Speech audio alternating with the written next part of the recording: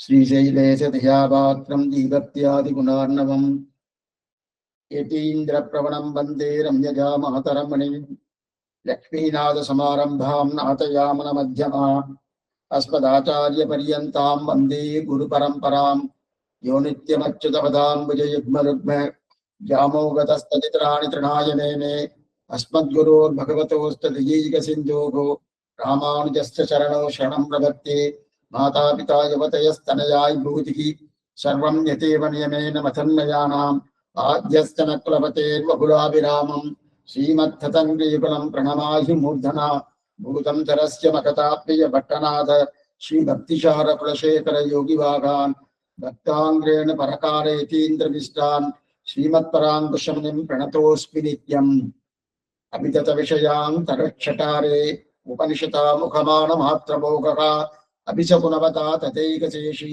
मधुरकविहृदये ममाभिरस्तु வேரன்றம் நானறியேன் வேதம் தமிழ் செய்த மாறன் சடகோபன் குருகூறி ஏரியங்கள் வாழ்வாவின் ஏற்கும் மதுரகவியார் எம்மையாழ்வார் அவரே அரண். திருதந்தாகிலம் தேவபிரானுடை கரியகோல திருமுருக்கான் நான் பெரியவன் குருகூர் நகன் நம்பிக்காலுரியனாய் அடியேன் பெற்ற நன்மையே. சுவாமி மதுரகவியாழ்வார் நம்மாழ்வாரையே தெய்வமாக கொண்டார். செவுமற்றறியேன் என்று தெரிவித்தார். இரண்டாவது பாசுரத்திலே ஆச்சரியமான 11 பாசுரங்கள் கூடிய கரினின் சிறுத்தாம்பு என்கிற கிரந்தத்தை அனுகிரகித்தார். அதிலே நாம் 3வது பாசுரத்தை அனுபவித்துக் கொண்டிருக்கிறோம். அதிலும் பிரதானமாக பெரியவாச்சானுடைய வியாக்கியானம் அது அனுபவிக்க பெற்றோம். ஆச்சரியமா சுவாமி சாதித்தார். திருதந்தேன் ஆகிலும் அப்படின்னு தெரிவித்தார். அப்படின்றால் நான் திரும்பி வந்தாலும் தேவபிரானுடைய கரியகோல திருவுருக்காண்பன் அந்த நம்மாழ்வார் என்கிற அந்த தெய்வத்தை சேர்ந்தேன். அதற்கு முன்னாடி பகவத அனுபவத்தில் இருந்தேன். அதையும் தாண்டி நம்மாழ்வாரினுடைய திருவடியை பற்றின பிறகு ஒருபடி கீழே இறங்கினேன் அல்லது தவறி விழுந்தேன் என்றாலும் நான் இந்த சம்சாரத்தில் விழமாட்டேன். கண்ணனம்பெருமானுடைய திருவடிதான் விழப்போகிறேன் என்று தெரிவிக்கக்கூடிய ஒரு தன்மையோடு திருதந்தாகிலும் தேவபிரானுடைய கரியகோல திருவுருக்காண்பன் நான் தெரிவித்தார். அப்படின்னா அந்த திருவுரு என்று சொல்லக்கூடிய ஒளிந்த நின்ற பிரானுடைய பரிபூர்ணமான அழகு, அந்த திருமேனி வடிவழகு, அந்த லாவண்யம் என்ன, சௌந்தர்யம் என்ன, அதை நன்னா சேவித்தேன்னு தெரிவிக்கிறார். விருப்பம் என்று சேவிக்கலை, விருப்பம் கிடையாது. அதை சேவிக்கிறதுக்கு விருப்பமே இல்லை. ஏன் சொன்னேன், சுவாமி நன்னா இருக்க மாட்டாரா பெருமாள்? என்னன்னா அழகுன்னா அதான் அழகு. அப்படிப்பட்ட அழகு பகவான். அந்த அழகத்தான் கடந்த காலக்ஷேபத்திலே நஞ்சியுடைய வியாக்கியானத்தை நம்ம அனுபவிக்க பெற்றோம். பாடோ கிருத்வா விதுரம் சாத்தியகிஞ்ச மகாயசக ஜோதிஹிம்சி ஆதித்யவது ராஜன்னு குருன் ரஸ்வகாதி ஸ்ரீயா. இது கண்ணனம்பெருமான் பாண்டவ தூதராக போகும்போது சொல்லப்பட்ட இந்த ஸ்லோகம். போன உடனே அங்க எதுவும் சொல்லவில்லை. அடியனுக்கு களைப்பா, அடியன்னா எனக்கு களைப்பா இருக்கு, மறுநாள் இந்த விவாதத்தை தொடங்குகிறேன் என்று தெரிவித்தார் கண்ணனம்பெருமான். அதுல துரியோதனுக்கு பதப்பதப்பா போயிடுது. வந்தவர் சொல்லியிருக்கலாமே, அவர் பாண்டவார என்ன சொன்னா ராஜ்யம் வேணுமா வேண்டாமா அல்லது ஏதோ ஒரு சொல்லியிருக்கலாமே. சஞ்சயன் போனப்போ அதே சந்தேகம் வந்துடுது.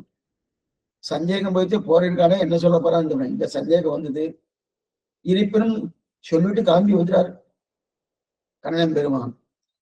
ஒரு கையாலே விதுராழ்வாரை பிடித்துக் கொண்டு, ஒரு கையாலே சாட்சியை பிடித்துக் கொண்டு நேராக நடந்து போறார். நடந்து போறதுக்கு அவரவர்கள் தயார் பண்ணி வச்சுட்டு இருக்கா. ஓ, நம்முடைய திருமாளிகைக்கு தான் கண்ணன் பெருமான் வருகிறான். அதைத்தான் கடந்த காலக்ஷேபத்துல பார்த்தோம். பீஷ்மத்ரோண அதிக்கிரமியஞ்சமான் செய்வ மதுசூதனகா கிமர்த்தம் பொண்டரீகாட்ச புக்தம் விஷல போஜனம்னு இது துரியோதனுடைய வார்த்தை. பீஷ்மரையும் விட்டாய், துரோணரையும் விட்டாய், அது ரெண்டையும் ஒரு பூஷா சேர்த்துட்டார். என்னையும் விட்டாயின்னா என்ன, பீஷ்மாச்சாரியுடைய திருமாலிக்கு போவன்னு அவர் நினைச்சுட்டு இருந்தார். போகல. ஏன் போகலன்னா, போகிறதுக்கு நிறைய காரணம் இருக்கு. ஆனா அவர் நினைவு இங்கதான் வருவார்னா, நான் தான் பிதாமகன், நான் தான் எல்லாத்துக்கும் பிரதானம், அதனாலதான் எங்கிட்ட வருவாரு அவர் நினைச்சிருந்தார். அங்க போகல. அதற்கு மேல துரோணாச்சாரியர் நினைச்சார். துரோணர் என்ன நினைத்தார்னா, நீ பிதாமகமாக இருக்கலாம், பிராமணன் நான். கண்ணன் அதாவது இது சகசிராமத்தில் இருக்கு, பிராமணியம் இருக்கு. அப்ப அந்த பிராமணன் நானா இருக்கிறபடியாலே என்னிடத்தில் தான் வருவான என்கிற அகங்காரத்தோடு அவர் நினைச்சார். ஆனா துரியோதனன் பார்த்தான், உங்க 2 பேருடைய நினைவு தவறு. நீர் பிதாமகன் நினைக்கிறேன், நீர் பிராமணன் நினைக்கிறேன். ராஜா நான் ராஜா ஆனபடியாலே என்னிட்டதான் வருவார் அப்படின்னு நினைச்சிருந்ததான் துரியோதனன். இந்த 3 திருமாளிகளையும் விட்டார். பீஷ்மத்ரோம அதிக்கிரமிய மான்சூன மதுசூதனரா கிமர்த்தம் பண்டரீகாட்ச புக்தம் விஷலபோஜனம். இந்த துரியோதனன் கேட்கிறா போல இந்த ஸ்லோகம். அங்க விதராழ்வாவுடைய திருமாலிக்கு போனாயே, அங்க போயிருக்கலாமா அப்படின்ற இல்லையா? எந்த கிளம்பினே விதராழ்வார் திருமாலிக்கு போனார். போன உடனே அங்க கையை பிடிச்சுட்டு போறச்சே மேற்கொண்டு விதரா சாப்பிடறதுக்கு தான் இருக்கா, பசிக்கிறது கேட்கறச்சே பழத்தையா கொடுத்துருக்காருன்னு சரித்திரம்லாம் தெரியும். அப்ப இந்த குருகுலத்தவர்கள் அவர்தான் கௌரவர்கள். அந்த குருகுலத்தவர் 100 பேரும் பார்த்துட்டு இருக்கா, மத்தவாலும் பார்த்துட்டு இருக்கா. பார்த்துட்டு இருக்கச்சே கண்ணனுடைய அழகு, அந்த வடிவழகு சேவிக்கிறா. ஆனா அவளுக்கு உள்ளுக்குள்ள ஒரு பயம் இருக்கு. என்ன பயம்னா, இந்த துரியோதனன் என்ன பண்ணுவானோ, கண்ணன் திருப்படி பத்தனோ இருந்தாலும் துரியோதனன் என்ன பண்ணுவானோ, நெஞ்சால அவளை சேவிக்கிற, கண்ணால அவளை பருகுறாம், கண்ணனை பருகுறா மாதிரி அத்தனை அழகு. ஐயப்பாடு அறுத்து தோன்றும் அழகனூர் அரங்கமன்றே திருமாலையிலே தொண்டபடியாழ்வார் தெரிவிக்கிறார். அத்தனை அழகு. அந்த அழகு பார்த்து நின்றுட்டார். சரி, இப்ப இது பார்த்தது யாரு? குருகுலத்தவர்கள், அந்த கௌரவர்கள். அவளுடைய கண்களே மண்ணுண்ணும்படியானா தோல் கண்டார் தோலே கண்டார் சொல்ற இல்லையா, அப்படியே பார்த்துட்டு இருக்கா. அத்தனை பெருமையோடு அந்த கண்ணன் பெருமான் இருக்காங்க, அத்தனை வடிவழகு.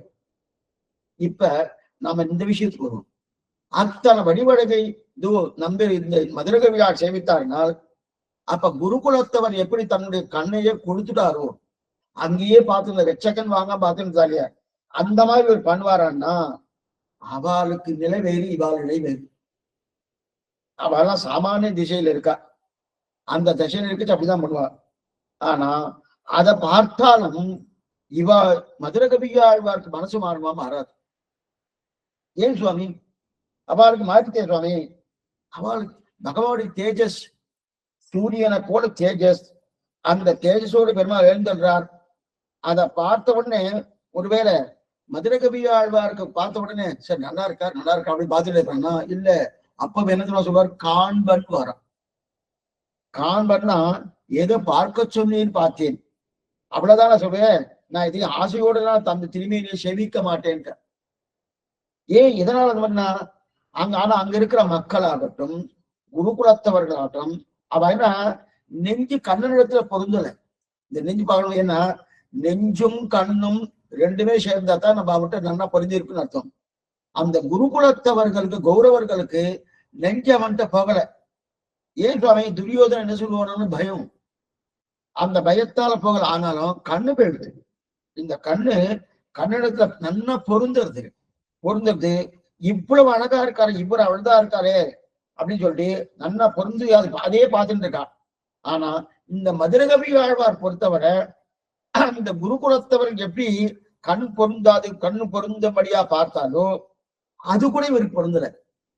அவளுக்கு மனசு பொருந்தல, கண்ணு பொருந்துச்சு குருகுலத்தவர்களுக்கு. மதுரகவி ஆழ்வாருக்கு மனசும் பொருந்தல, கண்ணும் பொருந்தல. ஏன்னா இதனால என்ன, இவருக்கு அது விஷயம்.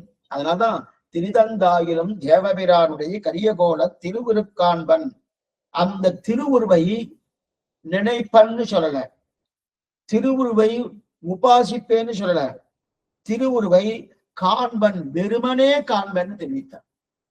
வெறுமனே காண்பன் என்பார். அப்ப காண்பைன்னா என்ன சுவாமி? காண்பை பார்க்கத்தான் சுவாமி, நீங்க பார்க்க சொன்னேன்னு பாசு. இவருக்கு பிடிக்கல. இவருக்கு பிடிக்கல. ஆனா நல்லா பாருங்க, இவருக்கு பிடிக்கல.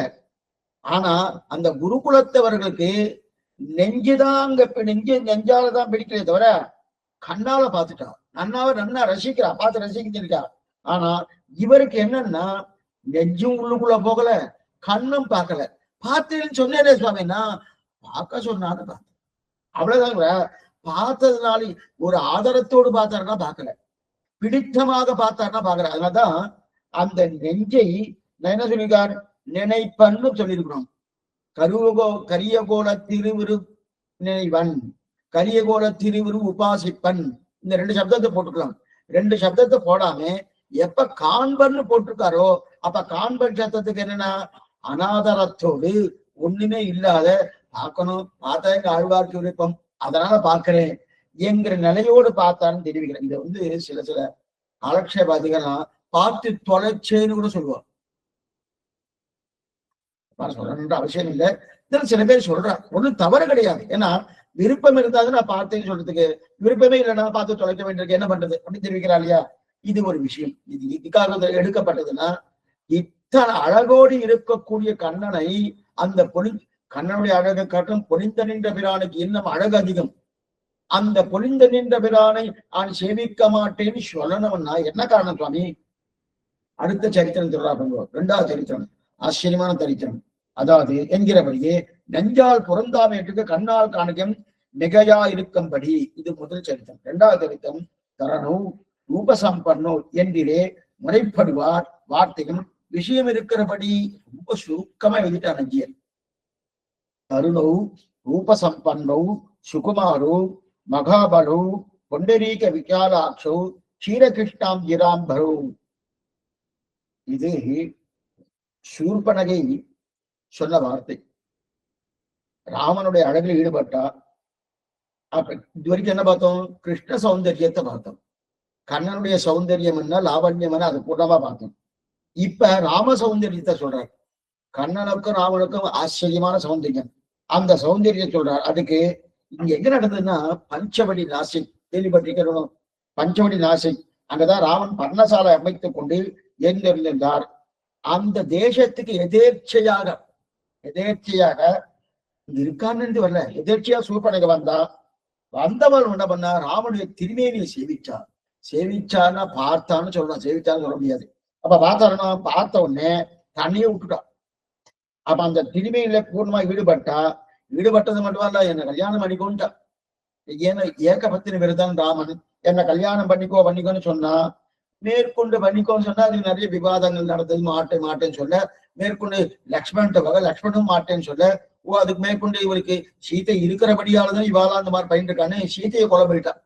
அப்பதான் அப்படி ராமன் அப்படி ஜாட காட்ட லக்ஷ்மணன் தன்னுடைய வாளாலே காதையும் மூக்கையும் அறுத்தான்னு சரித்திரம் தெரியும். காது மூக்கு அறுபட்டு வந்தான். இதெல்லாம் நடந்தது அங்க பஞ்சவடி நாசிக் இதுல. அதுக்கப்புறம் மேற்கொண்டு ஜனஸ்தானத்துல 14,000 ராட்சசர்கள், அந்த 14 ராட்சசத்தையும் பேசினது. அப்ப அவர் சொல்லிக்கிட்டு அவர்கிட்ட சொல்லக்கூடிய ஸ்லோகம் தான் இது. தருணோ ரூபசம்பன்னோ சுகுமாரோ மகாபலோ பொண்டரீக விசாலாட்சோ க்ஷீரகிருத்தாம் ஜிராம்பலோ அப்படின்னு தெரிவிக்கிறாள். அப்படின்னா என்ன அர்த்தம்னா, அவர்கிட்ட இந்த வார்த்தையை சொல்ற. தருணோ ரூபசம்பன்னோன்னு இந்த இடத்துல பாருங்க, திவசனம்னா பன்மையில சொல்றான் சுவாமி. இவர் நல்லவர், அவர் நல்லவர், இவர்னா ஒரு ஒருமைன்னு அர்த்தம், இவர்கள்னா பன்மைன்னு அர்த்தம். இப்ப இந்த தருணவு பன்மை, ரூபசம்பன்னவு சுகுமாரவு. ஏன் பரமனை சொல்றான்னா, ராமன் என்ன லக்ஷ்மணன் 2 பேரையும் சேர்த்து சொல்லிட்டு இருக்கா. அத்தனை அழகான். ராமன் ஒரு பக்கம் அழகு, லக்ஷ்மணன் ஒரு பக்கம் சொல்லிட்டு இருக்கியா. அப்ப என்ன, ராமன் கிடைக்கலன்னா லக்ஷ்மணையாவது கல்யாணம் பண்ணிக்கலாம் அப்படின்ற நிலையில அவர் ரெண்டுத்தையும் பேசியிருக்கா.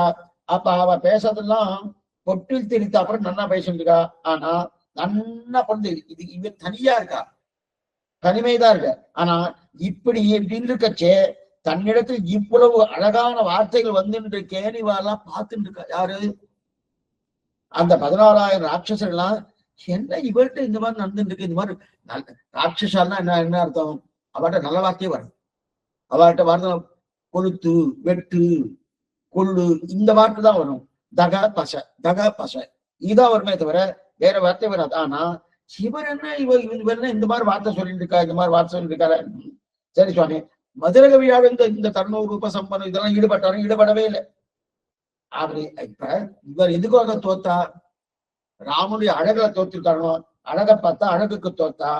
அந்த ஆனா அதே போல அதே அழகுதானே மதுரகவியாழ்வார்கள் காட்டியிருப்பா, கரெக்டு. ஆனா அவரை தோக்கலைன்னா ஏன்னா அந்த அழகை பெற்றுக் கொடுத்த ஆச்சாரிய பூர்த்திக்கு தோற்றவர் இவர். அந்த அழகை பெற்று கொடுத்தனா அந்த அழகு இன்னது இன்னது இன்னது.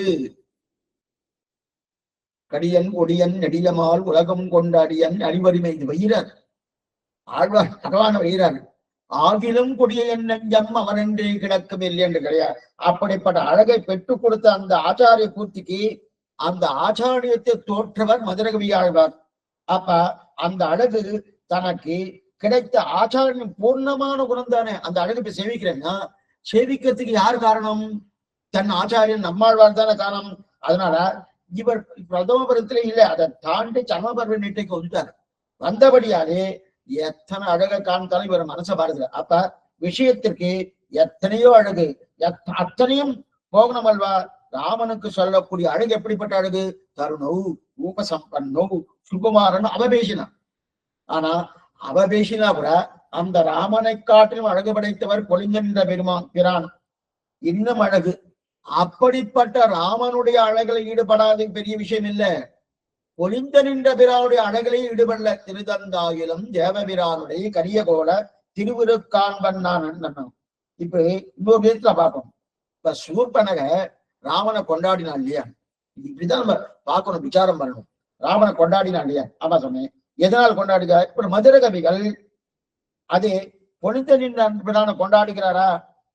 கொண்டாடினாரே. கரிய போல திருவிருக்கான்பன்னான்னு சொன்னாரே, கொண்டாடினார்னா இந்த ரெண்டையும் சேர்த்து ஆச்சரியமா பார்க்கணும். இந்த வியாக்கியாதான் எடுத்திருக்காரு. தருணோ ரூபசம்பன்னோ சுகுமாரோ இது ஒரு பக்கம். திருதந்தாகிலம் தேவபிரானுடைய கரிய போல திருவிருக்கான்பன்னான் இது ஒரு பக்கம். இப்ப இது ரெண்டையும் பார்க்கறச்சே ரெண்டையும் ஒப்பிட்டு பார்க்கறாரு. வியாக்கியாத்துக்கு ஆச்சரியமான தைரியம். என்ன தைரியம்னா அது என்னமா அதுல சேர்த்திருக்காரு. அவர் ராட்சசி, ராட்சசுடைய வார்த்தையும் ஒரு மதுரகவி ஆழ்வார்னு ஒன்னா சேர்க்கலாம்னா எதுல சேர்த்திருக்கான்னு பார்க்கணும். ராட்சசி வார்த்தையும் இதுல சேர்க்கலாம்னா சேர்த்திருக்காரு. அது பெரிய சாதுரியம் இருக்கணும். இதுக்குன்னா சூர்பனக ராமனை கொண்டாடினாரணும். அதே போல மதுரகவி ஆழ்வார் பொறித்தென்றவனால கொண்டாடுறார். எங்காவது ஒன்னாகுமான்னா? ஆனா அவர் ராட்சசி, எந்த இடத்திலும் ஒன்றும் ஆகாது. இருந்தாலும் அவன் எதனால கொண்டாடுறா? ராமன் மேலே இருக்கக்கூடிய அழகு, அந்த அழகு ஆசையிலே ஈடுபட்டு அதை கொண்டாடுறான். அப்ப ராமனிடத்தில் பிரதிபக்தி எல்லாம் அவளுக்கு உண்டானா கிடையாது. ராமன் தான் உயர்ந்தவன், அவன் தான் பராத்பரன், மேன்மை படைத்தவன் அப்படின்ற நிலையில அவளுக்கு கிடையாது. கண்ணால பார்த்தா சூர்பனக, பார்த்தவன அழகு ஈர்த்தது. ஈர்த்த உடனே என்ன, இந்த மனம் அவன்கிட்ட போயிடுச்சு. போனபடியாலே அவ கொண்டாடுற. அதே போல இப்ப மதுரகவி ஆழ்வார் பொலிந்தறிந்த பிராண்ட பிரீத்தி பக்தி இருக்குமா? ஒருவேளை பொலிந்தறிந்தா சேவித்தார், சேவித்த உடனே ஒரு மனசு போயிடுத்து போனபடியாலே அவரை கொண்டாடுறாருன்னா, கரிய கோல திருவிருக்கான்பன்னான் கொண்டாடுறாருன்னா பிரீத்தியும் கிடையாது, பக்தியும் கிடையாது. மதுரை பிரீத்தியும் கிடையாது. கண்ணால் பார்த்தால் ஈர்த்தது. சரி சுவாமி, அதற்காக ஈடுபடுவோம்னா அதற்கும் ஈடுபடல. ஆச்சாரியனுக்கு உத்தேசம் என்பதற்காக ஈடுபட்டார் மதுரகவியார். நன்னா இது புரிஞ்சுக்கணும். ஏன்னா தருணோ ரூப சம்பன்னோ சுகுமாரோ மகாபலோன்னு அவ கொண்டாடுறா சூர்பனக. அப்ப அழகில் ஈடுபட்டு அவ கொண்டாடி இருக்கா. அதே போல இவரும் மதுரகவியாழ்வாரும் கரியகோல திருவுருக்கான்பன்னான்னு கொண்டாடிட்டு இருக்காருன்னா ஒருவேளை இவரும் பொலிந்த பிரானுடைய அழகில் ஈடுபட்டு கொண்டாடிட்டு இருக்காரா? கரியகோலத்தில் இந்த கரியகோலத்தை பார்க்க போற ஆச்சரியமான விஷயம். நாயனார் தெரிவிக்க போற நந்தியோட வியாக்கியானம் முடிஞ்சோடனே நாயனார் வியாக்கியானம் அற்புதமான வியாக்கியானம். இப்ப அந்த கரியகோலத்துக்கு உண்டான அத்தனை தூரம் அழகு, எத்தனை விசேஷங்கள் இட்டிருக்காரு மதுரகவியாளர். என்ன சொல்லுவாங்க, இத்தனை விசேஷங்கள் இட்டிருக்காரு அப்படின்னா அந்த அழகில் ஈடுபட்டார்னா அதெல்லாம் ஒண்ணு இல்லை. எங்க ஆழ்வார்க்கு உத்தேசம், என்பதற்காக ஈடுபட்டார். அப்ப ஆழ்வார்க்கு உத்தேசம் என்பதற்காக. அதே போல அவ என்ன பண்ணா? ஆசை, எங்களுக்கு சூர்பனைக்கு ஆசையில ஈடுபட்டு சூர்பனை அதனாலதான் இந்த 2 பிரமாணத்துக்கு எடுக்கிறார். கருணோ ரூப சம்பன்னோ சுகுமாரம் நந்தியை எடுத்தது காரணம். அதற்கு மேல பானோ கிருதித்வா விதுரம் நாத்வா அதையும் எடுத்தது காரணம் என்ன, இத்தனை அழகு கண்ணன் இடத்துல இருக்கு, இத்தனை அழகு ராமன் இடத்துல இருக்கு, அதையும் கணிசிக்காம ஏன்னா காண்பன்னார் இல்லையா, அதைத்தான் தெரிவிக்கிறார். அப்படிப்பட்ட ஏன் தெரிவித்தார்னா, இப்ப இந்த என்ன எடுத்துன்னா இப்ப வந்து சொல்லிட்டே இருக்கா, யார்கிட்ட கரதூஷணாள்கிட்ட சொல்லிட்டு இருக்கா, தருணோ ரூப சம்பன்னோ குர்மாரோன்னு ரத்தம் சொட்டின்னு இருக்கு, மூக்கு வேற அறுபட்டு இருக்கு, காது அறுபட்டு இருக்கு, ரத்தம் சொட்டின்னு இருக்கு. இப்ப நமக்கு ஏன் புரியத்துக்காக சொல்றேன், ஏதோ ஒரு தின்பண்ண சாப்பிடுறோம், பிடிச்ச வஸ்து சாப்பிட்டு இருக்கோம், சாப்பிட்டு இருக்கச்சே கையில அடிபட்டு வச்சு சாப்பிட்டு இருக்கிறது யாரோ வந்து ஏதோ பண்ணா மேல ஏதோ ஒன்று விழுந்துட்டு அடிபட்டு, இந்த அடிபட்ட வலி இருக்குமோ, இந்த வலியை பார்ப்போமா சாப்பிடறத பார்ப்போமா? அது என்னமா சுவாமி, சாப்பிட்றது எப்ப வேணா பண்ணிக்கலாம், இது ஒண்ணு அடி, அந்த அடிபட்ட வலி எல்லாம் தாங்க முடியாது சுவாமி. இப்ப சூர்பனகி அடிபட்டு ரத்தம் சோட்டுறது, இதான் வந்து கரதூஷணால் தான் பார்த்துட்டு இருக்கா. என்னவே இந்த மாதிரி பேசிட்டு இருக்காரு, இந்த மூக்குல ரத்தம் சொட்டு இருக்கு, காதல ரத்தம் சொட்டு இருக்கு, ஆனா ராமனை கொண்டாடுறே தரணும் ரூப சம்பன்னோ சுகுமாரோ அப்படின்னு இருக்கலையே. துதுஷனாத் கேட்கிறா, ஏன் பெண்ணே காது மூக்கு அறுத்துட்டு இருக்கு, நீ இப்படிப்பட்ட யாரும் அழக கொண்டாடிட்டு இருக்கிறேன்னு கேட்ட, சொன்னதெல்லாம் சொல்லி முடிச்சுட்டு அப்பேற்பட்ட அழகம் தான் என் காது மூக்கு அறுத்தான். யாரோ அடிச்சிருக்கா, அடிச்சவாடு வைபவத்தெல்லாம் சொல்லிட்டு அப்பேற்பட்ட வைபவம் படைச்சவா சுவாமி அவெல்லாம், அவ ஏதோ அடிச்சுட்டா அப்படின்னு யாராவது சொல்லுவா. அவளுக்கு என்னென்ன தப்பு இருக்கோ அதெல்லாம் கண்டுபிடிச்சு, இல்லாத தப்பையும் கண்டுபிடிப்பா, கண்டுபிடிச்சு கொண்டு போய் சொல்றாலும். இவ எப்படி இல்ல, இவ என்ன சொல்லிட்டாங்க, தரணும் ரூபசம். ஏன்னா அந்த ராமனுடைய அழகு இழுத்துச்சு, ராம சப்தத்துக்கே அதை யார் சேவிக்கிறாளோ அவள் தன்பால் தன்னுடைய மனசையை படிகொடுத்து போகலாம் அப்படின்னு தெரியல. அந்த ஈர்த்தபடியாலே என்னன்னா, ஒரு பக்கம் ரத்தம் சொட்டுண்டே இருந்தா கூட தர்ணோ ரூப சம்பன்னோ சுகுமாரோ மகாபலோன்னு இந்த வார்த்தையை சொன்னார். ஆனா அதெல்லாம் இவருக்கு ஒண்ணுமே இல்லை. ஆனா சொல்லியிருக்காளே கரியகோல திருவுருக்கான்னு ஆழ்வார்க்காக சொன்னார், இவருக்காக சொல்லவே இல்லை திருவிழா. ஆக திருவந்தாயம் தேவபிரானுடைய கரியகோல திருவிற்காண்டன், அதனால இவ்வளவு கொண்டாட்டம் பேசியிருக்காரு சுவாமின்னா, நான் பார்க்க மாட்டேன்னு சொன்னது உண்மைதான்.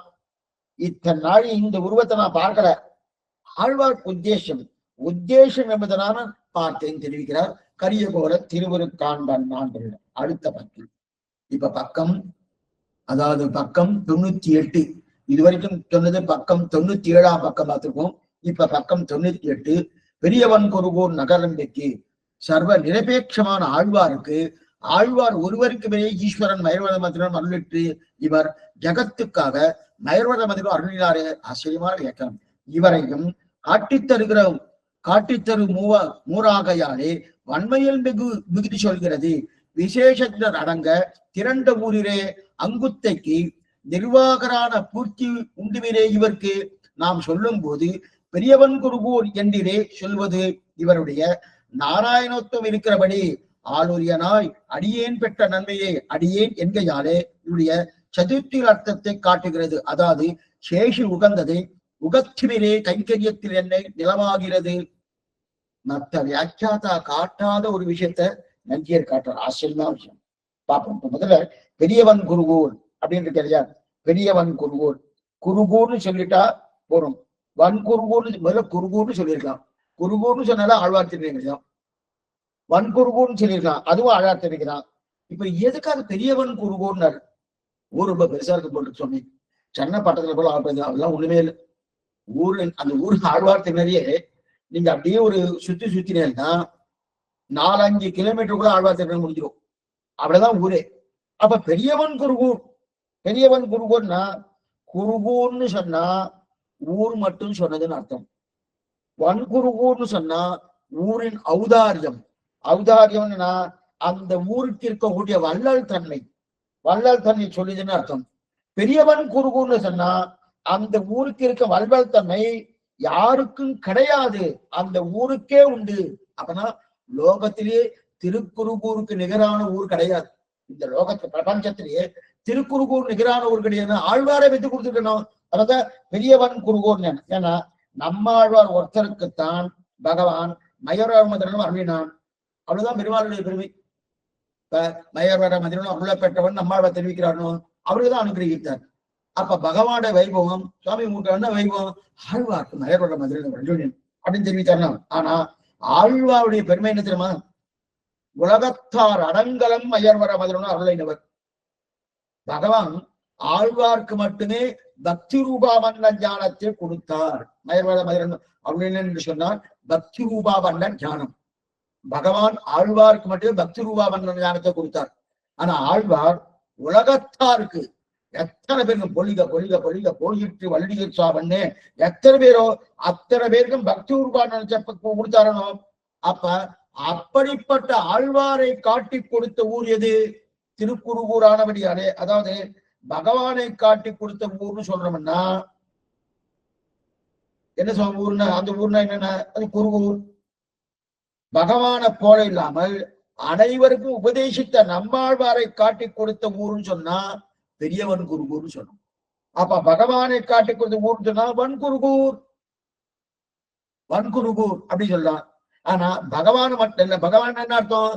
ஆழ்வார்க்கு மட்டும்தான் மயர்வர மதுரம் அருள பெற்ற அந்த அனுகிரகம் பண்ணார், நிருகேதுகமாக பண்ணார். ஆனா அதே போல ஆழ்வார் நிருகேதுகமாக மதுரகவி ஆழ்வார் மட்டுமே பண்ணார்னா லோகத்தார் அடங்கலும் எல்லாருக்கும் பண்ணியிருக்காரு இல்லையா? அதனால காட்டி கொடுத்தபடியாலே அந்த ஊர் தானே ஆழ்வாரை பெற்று கொடுத்தது. அதனால பெரியவன் குருகூர். அப்ப குருகூர்னு சொன்னா நம்ம ஊர்னு அர்த்தம்.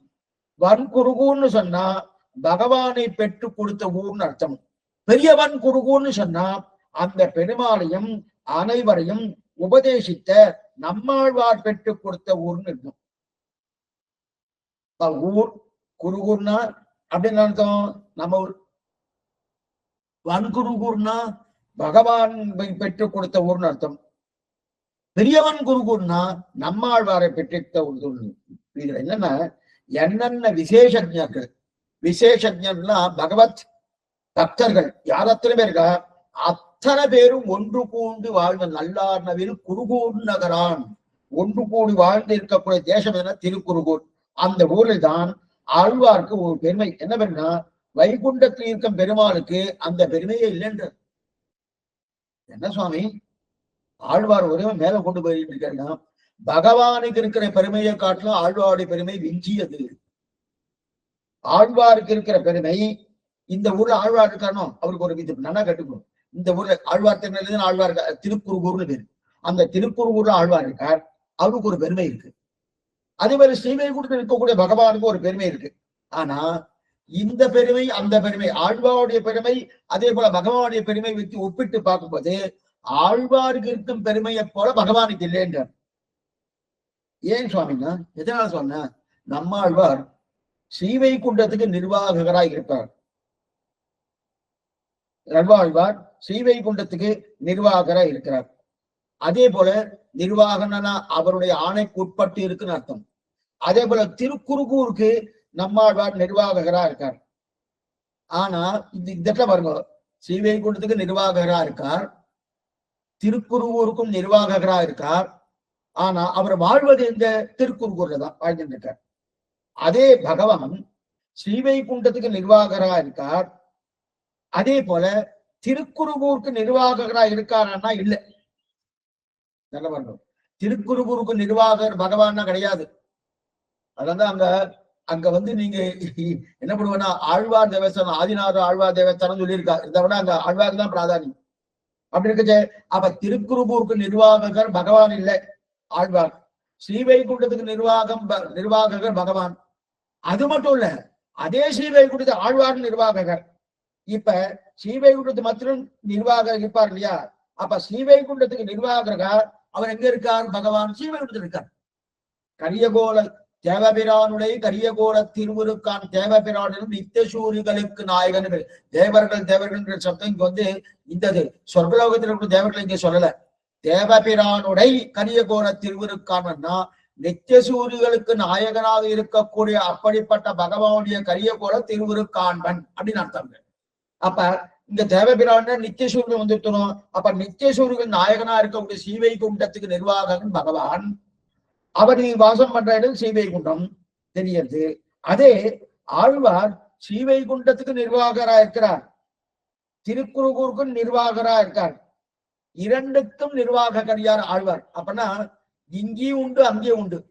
ஸ்ரீவைகுண்டத்துல அவருடைய ஆணைதான் செல்லுபடியாகும், திருக்குறுகூர்ல அவருடைய ஆணைதான் செல்லுபடியாகும். ஆனா இப்ப அவர் இருக்கிற ஊர் எது சுவாமி? அவர் வாழ்த்து கொண்டு இருக்கிற ஊர் எது? திருக்குறுகூர். அங்கதான் சுவாமி இருக்கானா? அப்ப எது ராஜதானி?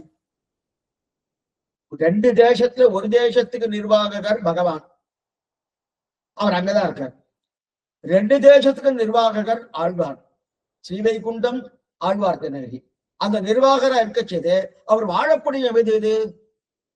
அவர் ஸ்ரீவைகுண்டம் வாழ்ந்துட்டு இருந்தாருன்னா அப்ப அது ராஜதானி சொன்னாங்க. அவர் வாழறது ஆழ்வார் திருநகரி ஆச்சுன்னா அப்ப ஆழ்வார் திருநகர் ராஜதானி.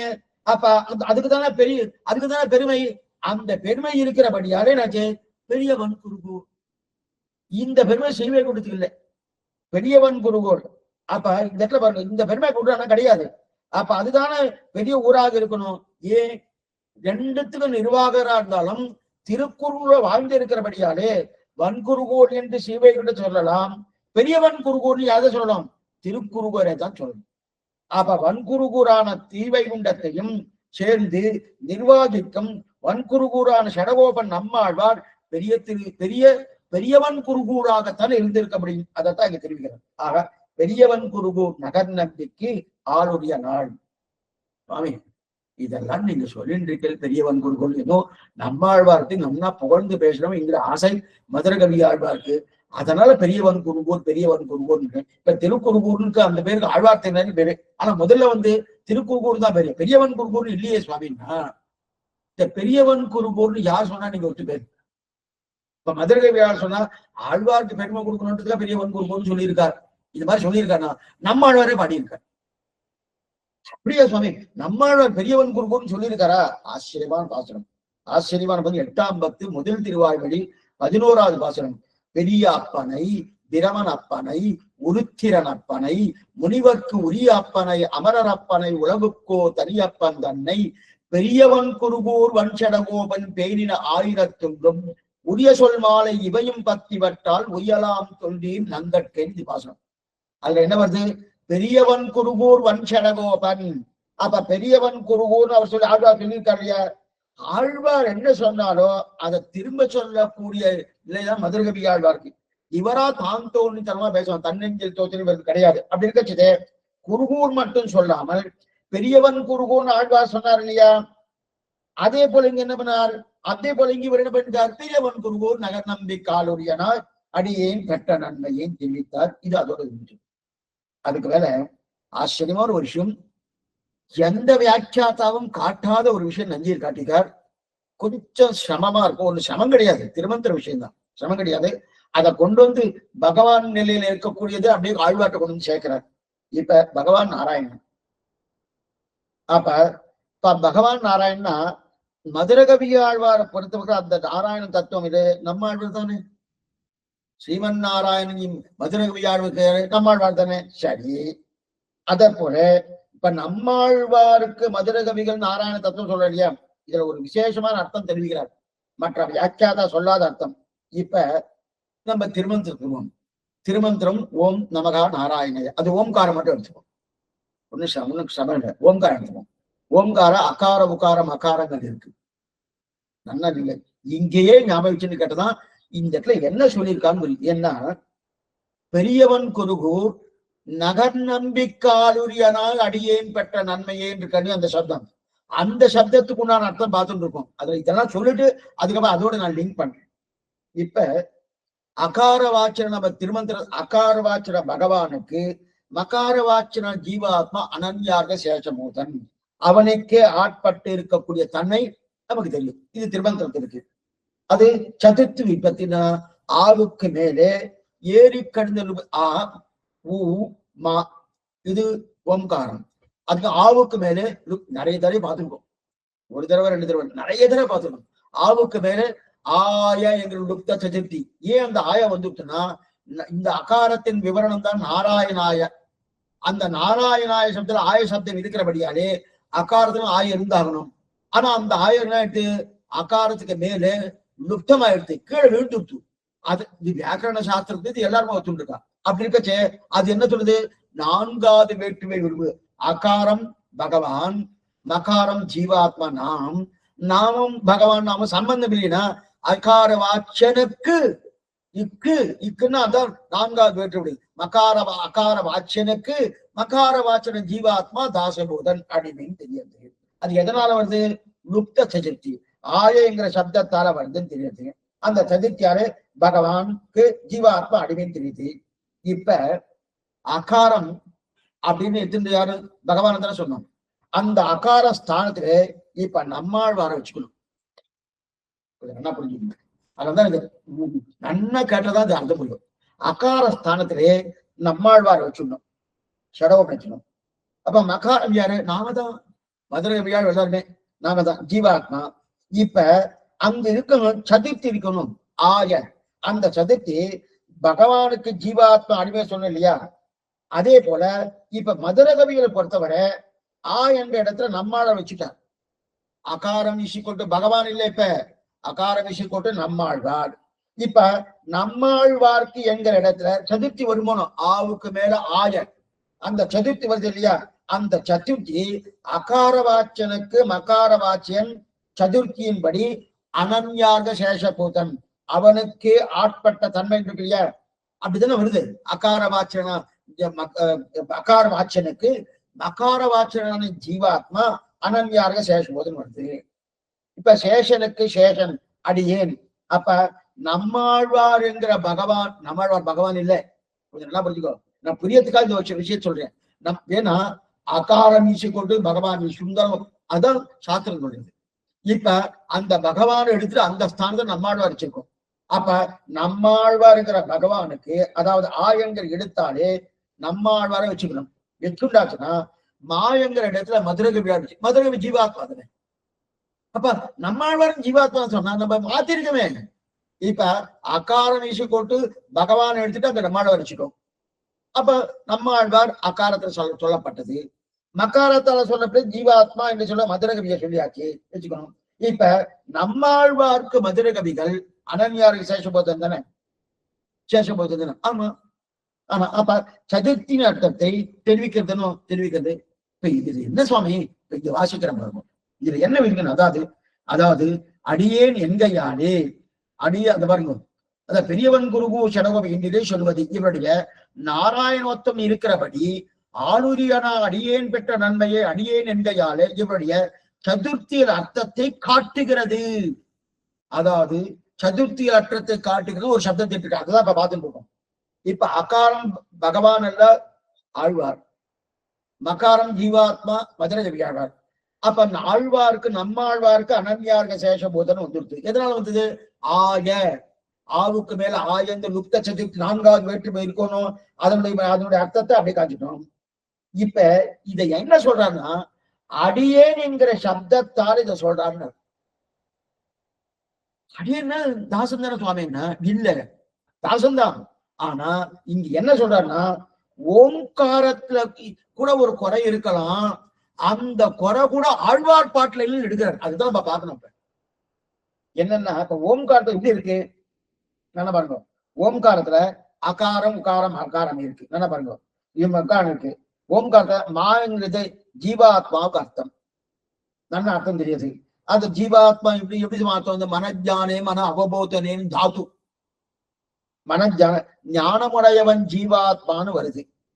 அப்ப இந்த ஜீவாத்மா ஜட பொருள் இல்ல, அச்சித்து இல்ல, சித்தான ஜீவாத்மா ஞானமுடையவன் மனஞானே மன அவபோதனம் தாத்துன்னு தெரியாது. அப்ப மாயங்கிற என்பது ஜீவனை குறிக்கிறது தெரியுது. ரெண்டாவது 25வது அக்ஷரம் 25வது எழுத்தாக இருக்கு.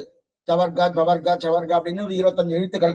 அந்த 25 எழுத்தை 24 தத்துவங்கள் அச்சித் தத்துவம், 24 தத்துவங்கள் அச்சித் தத்துவம். 25வது தத்துவம் என்ன தத்துவம்? நிலதத்துவம், சித் தத்துவம். அந்த 25வது தத்துவமாக இருக்கக்கூடிய 25வது எழுத்தாக இருக்கக்கூடிய மகாரம் ஜீவாத்மாவை குறிக்கிறது.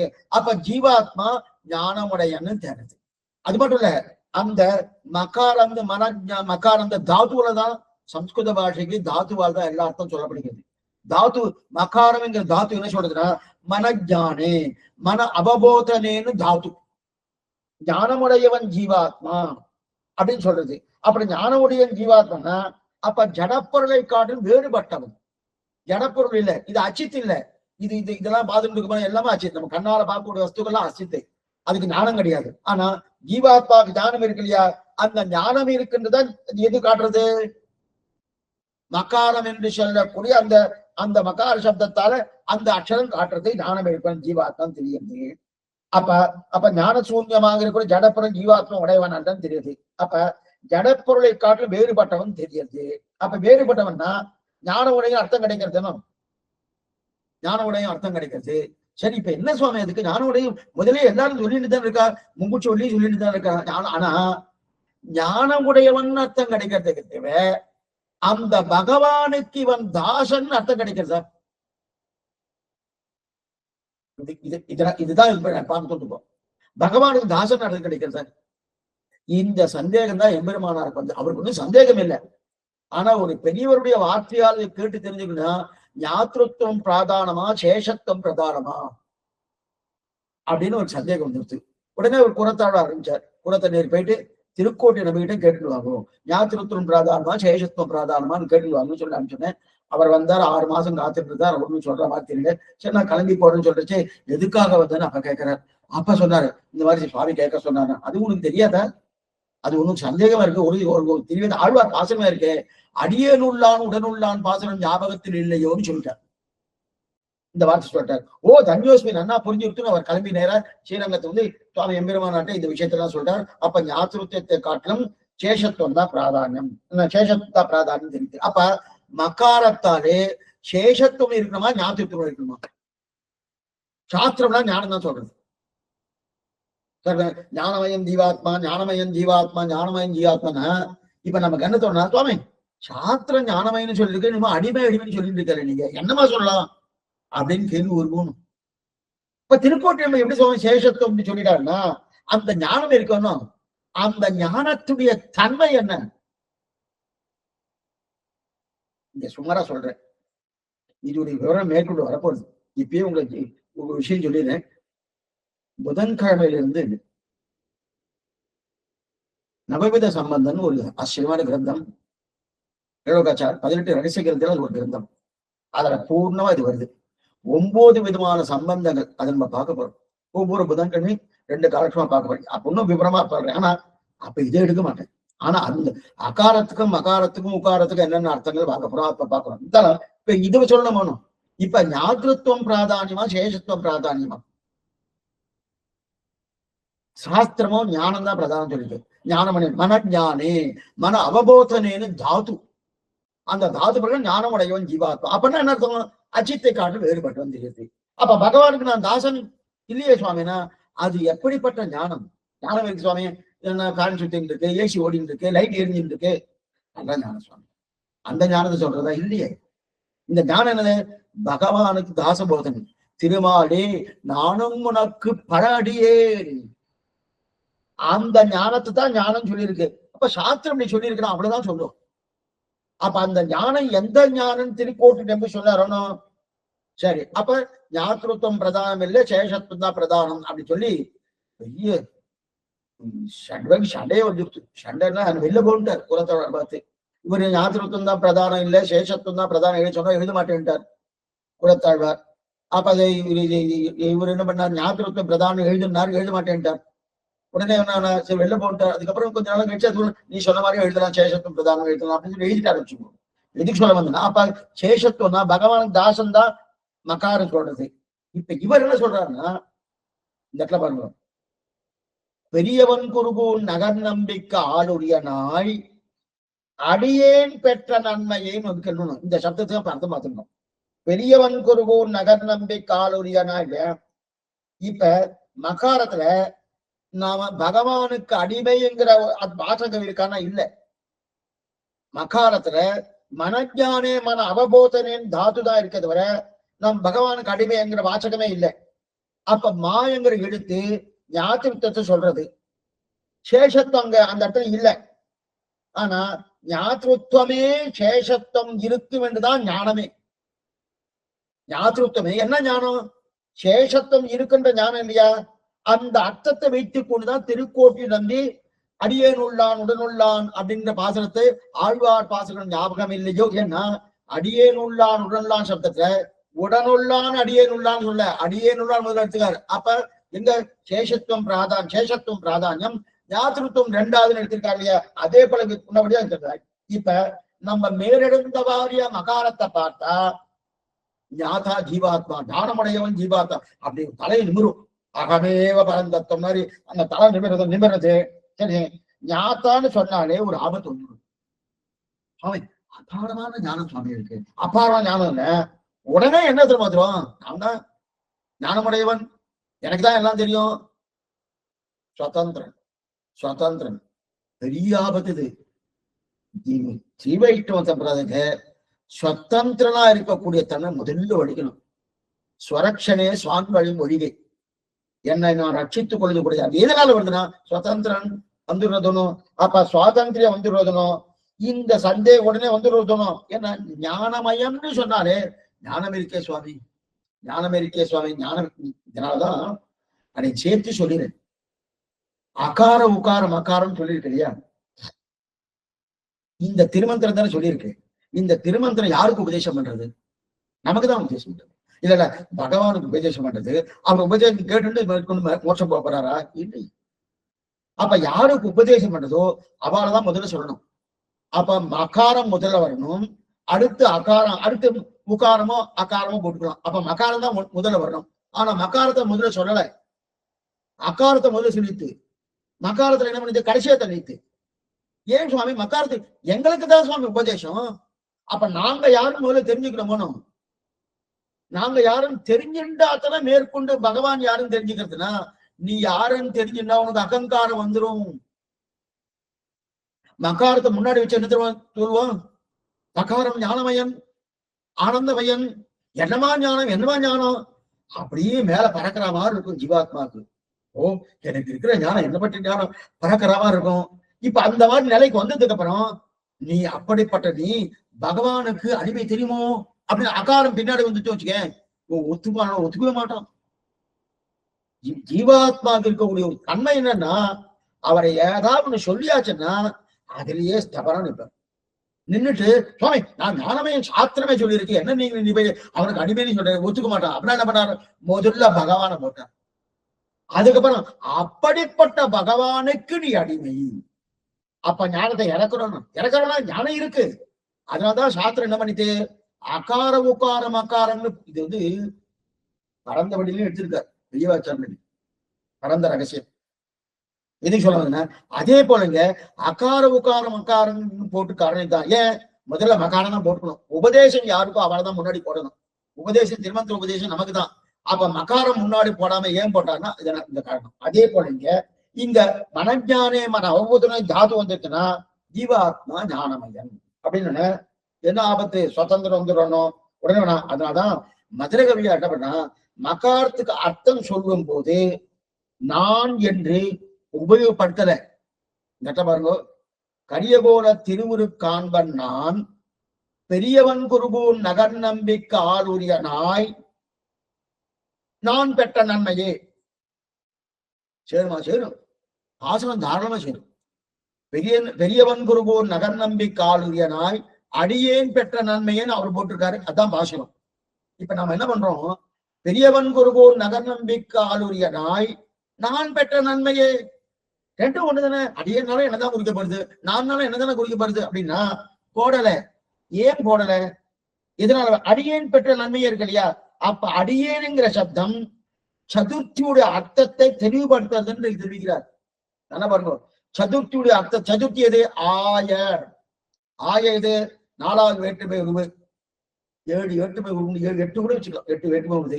ராமனை, ராமனால், ராமனுக்கு, அதான் 4வது வேற்றுமை. ராமனை 2வது வேற்றுமை உருவு, ராமனால் 3வது வேற்றுமை உருவு, ராமனுக்கு 4வது வேற்றுமை உருவு. மேற்கொண்டு இன்னும் நிறைய இருக்கணும். இப்ப ராமனை அப்படின்னா ராமனை சீத்தை கண்டார், சரியா சேர்றது. ராமனால் ராவணன் கொல்லப்பட்டான் சேர்றது. ராமனுக்கு சீதை சரியா இருக்கணும். ராமன் சீதை இருந்ததுன்னா நடுவுல வேற்றுமை உருவே வரலன்னா ராமன் சீதை என்ன சுவாமி ராமன் சீதை என்னன்னா என்ன, ராமனுக்கு சீதை. அதே போல பகவானுக்கு ஜீவாத்மா, அந்த ஆயங்கிற சதுர்த்தி வந்துட்டோம். அந்த சதுர்த்தி வந்தபடியாலே இப்ப ஆனா திருமந்திரத்துல மகாரம், இந்த மக்காரத்துல ஜீவாத்மா ஞானமயம்னு சொல்லியிருக்கு. ஜீவாத்மா பகவானுக்கு சேஷத்துவம் இருக்குன்னு அதை சொல்லியிருக்கேன்னு சொல்ல. இப்ப என்ன பண்ணார் மதுரகவி? ஓ, அதுல இந்த மாதிரி இன்னதில் இருக்கு, ஞானமயம் சொல்லியிருக்கு. அப்ப நான் போட்டா நானும் அந்த சாஸ்திரம் சொன்னபடி நானும் ஞானமயன் ஆயிடுவேன். அது பிரயோஜனம் இல்லை. அடியேன் பெரியவன் குருகூர் நகர் நம்பி காலுரிய நாள் அடியேன். அடியேன்னு என்ன சொல்லுது? அந்த சப்தம் என்ன சொல்லுது? சதுர்த்தி. அந்த இந்த சதுர்த்தி அர்த்தம் தெளிவுபடுத்துறது இல்லையா? ஏன்னா ஓம்காரத்தில் இருக்கும் சதுர்த்தி அர்த்தத்தை தெளிவுபடுத்துறதுக்காக தான் திருக்கோட்டி நம்ம கிட்ட போயிருந்தார். இப்ப மறுபடியும் நமக்கு என்ன சந்தேகம் வரும்னா, சரி சுவாமி, இவர் நான் போட்டிருந்தாரு சுவாமி, இது பெரியவன் குருகூர் நகர் நம்பிக்கு அடியேன் இல்ல நான் பெற்ற நன்மையேன்னு போட்டுட்டார். அந்த நானுக்கு என்ன சுவாமி அர்த்தம்? மறுபடியும் நம்ம எல்லாம் திருக்கோட்டி நம்பிக்கிட்ட போனோம். சுவாமி நானுக்கு என்ன அர்த்தம்னா, அவர் அது அடியேன் உள்ள அவங்கள பாசறது இல்லையே, இந்த சமம்லாம் வேண்டான்றதுக்காக மதுரகவியார் என்ன பண்ணார்? இல்ல நேரா உங்களுக்கு அந்த மகாரத்திலே சேஷத்துவம் இருக்கு, நான் சொல்லிடுறேன். அப்ப ஞானமயன் இல்ல, எப்படிப்பட்ட ஞானம்? அவனுக்கு தாசனுங்கிற ஞானம். அப்ப சேஷத்துவம் இருக்கபடியா ஞாத்திருத்தத்தை காட்டும் சேஷத்துவம் பிராதானியம் தெரிவிக்கிறார் அப்படின்னா வேண்டியிருக்கு. அதனால இந்த சதுர்த்தியை நான் அங்கேயே போட்டேன்னா அடியேன் என்கிற சப்தத்தால இருக்கு. ஏன்னா இது எங்க தெரியுது? நம்மாழ்வாருடைய பாசுரமடி அடியன் உள்ளாம் பாசுரத்தை நல்லா தெரியுது தெரிவித்தார். இந்த இடத்துல எங்கேயும் தேடி கொண்டு போக வேண்டாம். எவ்வளவு அர்த்தம் கொடுத்துட்டா பாருங்க. திருமந்திரத்திலேயே நமக்கு சில சந்தேகம் வந்ததுன்னா ஆழ்வார் பாசுரம் தான் கை கொடுக்கும். ஸ்ரீமந்திரே சந்தேகம் அதுல கிடையாது, சாஸ்திரம் சரியா தான் சொல்லியிருக்கு. ஆனா நம்ம வேறுன்ட்டு விதண்டாவாதமா என்ன சுவாமி அந்த சப்தம் இல்லையே சுவாமி. ஏன்னா சாஸ்திரம் சுருங்க சொல்லும், அந்த சுருங்க சொல்றதை நம்ம விரிவாத்துக்கு உண்டான அர்த்தத்தை எடுத்துக்கணும். அப்படின்னு கட்சி அப்படி இருக்கே சுவாமின்னா அடியேன் சந்தேகம் எல்லாம் போட்டுலான்னு தான் அடியேன் உள்ள பாசனம் தெரிவித்தார். ஆக இந்த இடத்துல எங்கேயும் தேடி போக வேண்டாம். பெரியவன் குருகோர் நகர் நம்பிக்கை. இப்ப நம்ம திருமணத்துல அகாரம் உகாரம் மகாரம் இல்லையா, இந்த மூணு இந்த சப்தத்துல காமிக்கணும். அகாரம்னா என்ன சப்தம் சுவாமி இந்த பாட்டுல? மகாரம்னா என்ன சப்தம் சுவாமி இந்த பாட்டுல? உகாரம்னா எந்த சப்தம் காட்டணும்? பெரியவன் குருகோன் நகர் நம்பிக்கை அப்படின்னு இருக்கு இல்லையா? பெரியவன் குருகோன் நகர் நம்பிக்கை அப்படின்னு இருக்கு இல்லையா? அது என்னது? அகாரம். அப்பனா யாரு? நம்ம அகாரம் பகவான் வச்சுக்கல, நம்மான வச்சுக்கோம். பெரியவன் குருகோன் நகர் நம்பி அகாரம், நகர் நம்பிக்கு ஆய இதெல்லாம் பார்த்தோம். ராமனுக்கு கட்டணே இல்லை. மேற்கொண்டு வரப்போகுது நவவேத சம்பந்தி இதே விஷயம் தான் வரப்போகுது. ஆச்சரியம். ஆனா அதெல்லாம் தெரிஞ்சுட்டோம் வச்சுக்கேன், கிட்டு காலேஜ் போயிடலாம். சுவாமி என்ன சுவாமி நீங்க என்ன சொன்னதே திருப்பி சொல்லிட்டு இருக்க, மேல போலாமே, இத்தனை நாள் பண்றீங்க நீங்களே கேட்டுக்கணும், எதுக்கு சொல்ல வந்தேன் அப்படி இருக்க செய்து பெரியவன் குருகோர் நகர் நம்பி இதை நம்மாழ்வார் குறிக்கிறது. நம்மாழ்வார் தான் அகாரம் ஆ. நகர் நம்பிக்கு இக்கு வந்து ஆய உரியனாய் அடியேன் பெற்ற நன்மையே. நம்பிக்கு ஆளுரியனாய், நம்பிக்கு ஆளுரியனாய் அடியேன், நம்பிக்கு ஆளுரியனாய் அடியேன். இது என்னது? மகாரம். இப்ப ஆய ஊ மா இந்த 4 எழுத்து இதுல இருக்கான்னு பார்க்கணும். ஆனா இதுல ஒரு எழுத்து இருக்காது. ஏன் இருக்காதுன்னு பின்னாடி சொல்றேன். ஆ நம்மாழ்வார். அந்த நம்மாழ்வார் சப்தத்தை பத்ரகவி எங்க வச்சிருக்கார்? திருமந்திர அகாரத்துல சொல்லப்பட்ட நம்மாழ்வார் சப்தம் பெரியவன் குருகோர் நகர் நம்பி ஈக்குவல் டு ஆ. அதுக்கப்புறம் ஆய நகர் நம்பிக்கு இக்கு, அந்த நகர் நம்பிக்கு ஆய நகர் நம்பிக்கு ஆளுரியனாய் அடியேன் மகாரம் வந்துருச்சு. சரி சுவாமி இப்ப வந்துருச்சு, இப்ப 3 வந்துருச்சு. அப்ப அகாரம் நம்மாழ்வார், ஆய அப்படிப்பட்ட நகர் நம்பிக்கு ஆய வந்துருச்சு, ஆளுரியனாய் அடியேன் அப்ப அடியேன் தாசன் வந்துருச்சு. இப்ப உகாரம் சொல்லலையே சுவாமி. திருமந்தத்துல உட்காரம் என்ன சொல்றது? அதுக்கு போகும். இப்ப பகவான் விஷயத்துக்கு வந்துருவோம். குழப்பத்துக்கு ஒண்ணுமே இல்லை. ஆழ்வார் விட்டுட்டு பகவான் விஷயத்துக்கு வருவோம். அகாரம் பகவான், மகாரம் ஜீவாத்மா, ஆய பகவானுக்கு, மகாரம் ஜீவாத்மா, அந்த பகவானுக்கு தாசபூதன் வந்துருது. உக்காரம் என்ன சொல்றது? அந்த விஷயத்துல எங்க பகவான் விஷயத்துல அந்த திருமத்திர பகவான் விஷயத்துல பார்த்து உட்கார என்ன சொல்றது? பகவானுக்கே. ஏன்னா பகவானுக்கு தாசன்னு சொல்லியாச்சுனாலே பகவானுக்கும் தாசன், இவருக்கும் தாசன், அவருக்கும் தாசன், நிறைய பேர் சேர்க்கலாம் போனோம். அப்ப சேர்க்காம இருக்கணும்னா என்ன பண்ணணும்? அவருக்கேன்னு அவதாரணார்த்தம்னு பேரு. அதுக்கு அவதாரணார்த்தம்னு பேரு. ஸ்தான பிரமாணத்தாலேன்னு தெரியும். இது மூச்சு உள்ள வருது. ஸ்தான பிரமாணத்தால் இல்ல அவதாரணார்த்தம். அதை போட்டாச்சுன்னு வச்சுக்கேன். அப்ப அந்த பகவானுக்கே அனன்யார்க சேஷபூதம் என்கிற சப்தத்தை விடணும்னாலும் உட்காரம் சேரணும். ஆனா இங்க உட்காரம் இல்லை. இப்ப மறுபடியும் இங்க வருவோம். இப்ப பரவாயில்ல விஷயம் விட்டாச்சு, இங்க வருவோம். குழப்பறன்னு நினைச்சுக்காதுங்க, ஒன்னும் குழப்பமே இல்லை. மறுபடியும் இங்க நீங்க 2 தடவை போட்டு கொட்டா நல்லா தெரியும். இப்ப இங்க வந்தாச்சுன்னா பெரியவன் குருகோன் நகர் நம்பி அகாரம் நகர் நம்பிக்கு ஆய நம்பிக்கு ஆளுரியன அடியேன் மகாரம் உக்காரம். அப்பனா நம்பிக்கே அவரை தவிர மத்த யாருக்கு கிடையாது. அனன்யார்க சேஷத்தும் வரணுமோனோ அந்த உக்காரத்தை பத்தி பேச்சே இங்க இல்லை. இங்க மனிதர பாட்டுல எடுக்கல. அப்பனா இது சரியில்லை சுவாமி. தெரியலன்னா ஏன் சுவாமி சரியில்லைன்னா அதுதான் கொஞ்சம் குறைச்சல். இது இன்னும் வசதி. இது ஆழ்வார் பாட்டு. ஏன்னா அங்க இன்னொருத்தரோடு சேருவதற்கு உண்டான வாய்ப்பு இருக்கு. அப்படின்னா இன்னொருத்தருக்கு நான் அடிமை, இன்னொருத்தருக்கு நான் அடிமை, இன்னொருத்தருக்கு பகவான் விஷயத்துல இன்னொருத்தருக்கு நான் அடிமை என்று சொல்வதற்கு உண்டான வாய்ப்பு இருக்கு. அந்த வாய்ப்பே கிடையாது. எப்ப ஆழ்வார் திருவடியை பற்றினோனோ அதுக்கு மேல வேற ஏதாவது இருக்குன்னா கிடையாது. அப்ப என்ன, நான் உட்காரம் தேவையில்லையே, உட்காரம் தேவையில்லையே. அதனால உட்காரத்தை விட்டுட்டேன். ஏன் சுவாமின்னா இங்க மதுரை எப்படி வந்திருக்கார், எதை தாண்டி வந்திருக்கார்? முதல்ல ஐஸ்வர்யம் என்ன, கைவல்யம். முதல்ல என்ன, சரீரத்தை தாண்டி ஐஸ்வர்ய கைவத்துக்கு கொண்டார். ஐஸ்வர்ய கைவத்தை ஆத்மா அனுபவத்துக்கு கொண்டார். ஆத்மா அனுபவத்துக்கு பகவத் அனுபவத்துக்கு கொண்டார். பகவானை பிடித்தார். அதை தாண்டி எங்க வந்துட்டார்? நம்மாழ்வார் திரும்பி வந்துட்டார். நம்மாழ்வார் திரும்பி வந்ததுக்கு அப்ப வேறதா இருக்கா? இல்லையே சுவாமி. அப்ப வேறதா வரப்போறதா? வரப்போறது இல்லையா? அப்ப உட்காரமே தேவையில்லையே. எதுக்கு சுவாமி உட்காரம்? உட்காரம் தேவையில்லையே. புரியறதுக்காக சொல்றேன். தனியை பண்ணிட்டு இருக்கோம், கத்திரிக்காய் மட்டும்தான் இருக்கு. தனியை பண்ணி கத்திரிக்காய் மட்டும்தான் இருக்கு. சுவாமி எண்ணெய்காய் இருக்கு, எண்ணெய்காய் இருக்கு, எண்ணெய்காய் இருக்கு, என்ன கறியை பத்தி தான் போட்டு ஏதாவது தனியை பண்ணணும் போனோம் அப்படின்றார். சுவாமி கத்திரிக்காய் மட்டும்தான் இருக்கு. அந்த காய் இருந்தா நல்லா இருக்கு, இந்த காய் இல்லையே. அப்ப அது மட்டும்தான் இருக்கு. அது மட்டும்தான். இன்னொருத்தான் இன்னொன்னு இருந்தா தானே அதை என்ன பண்ணலாம், இதை என்ன பண்ணலாம், இது எப்படி பண்ணலாம் அப்படின்னு யோசனை வருமானோ. இங்க ஒண்ணுமே இல்லை, வெறும் கத்திரிக்காய் மட்டும்தான் இருக்கு. அப்ப என்னன்னா அதே சேர்த்து, அதே கழிமது, அதே கூட்டு, அதே குழம்பு, அதே போல இங்க. அப்ப இங்க இன்னொரு கறிகா வராத வரதுக்குண்டான வாய்ப்பே இல்லை. அதே போல இங்க ஆழ்வார் திருவடி பத்தின பிறகு கூடவே அந்த பக்கத்து வீட்டுல ஒருத்தர் இருக்கு, அங்க போக முடியுமான்னா அது பகவான் விஷயத்துல. அப்படி இருக்கிறபடியால் தான் உட்காரத்தை சேர்க்கணும் அவர் விஷயத்துல. என்ன சுவாமி அந்த மாதிரி ஆகுமான்னா எத்தனையோ ஆகும். இன்னைக்கு நிறைய ஸ்ரீ வைஷ்ணவெல்லாம் நிறைய பேர் இன்னைக்கு அந்த தன்மையை மாறி எதோ பேசிட்டு இருக்கா, என்னென்னவோ பேசுறா. காரணம் என்னன்னா உட்காரம் சரியா புரிஞ்சுக்கணும். அதுதான் நவமித சம்பந்தம் கேட்டாதான் நல்லா புரியும், மேல வரப்போகுது. அப்ப உட்காரம் சரியா புரிஞ்சுக்கல, அவனுக்கு தாசன் ஒத்துப்பான், அவனுக்கே தாசன் வருமானம் வராது. இல்ல சுவாமி திங்கட்கிழமைனா இவர் அது என்னமோ வாரத்துல 7 நாள் என்னமோ ஒவ்வொரு தெய்வத்துக்கும் ஒவ்வொன்னு வச்சுட்டு இருக்கா. எங்க சாஸ்திரம் சொல்லியிருக்குன்னு தெரியல. சனிக்கிழமையான பெருமாள் அப்படிங்குவார்.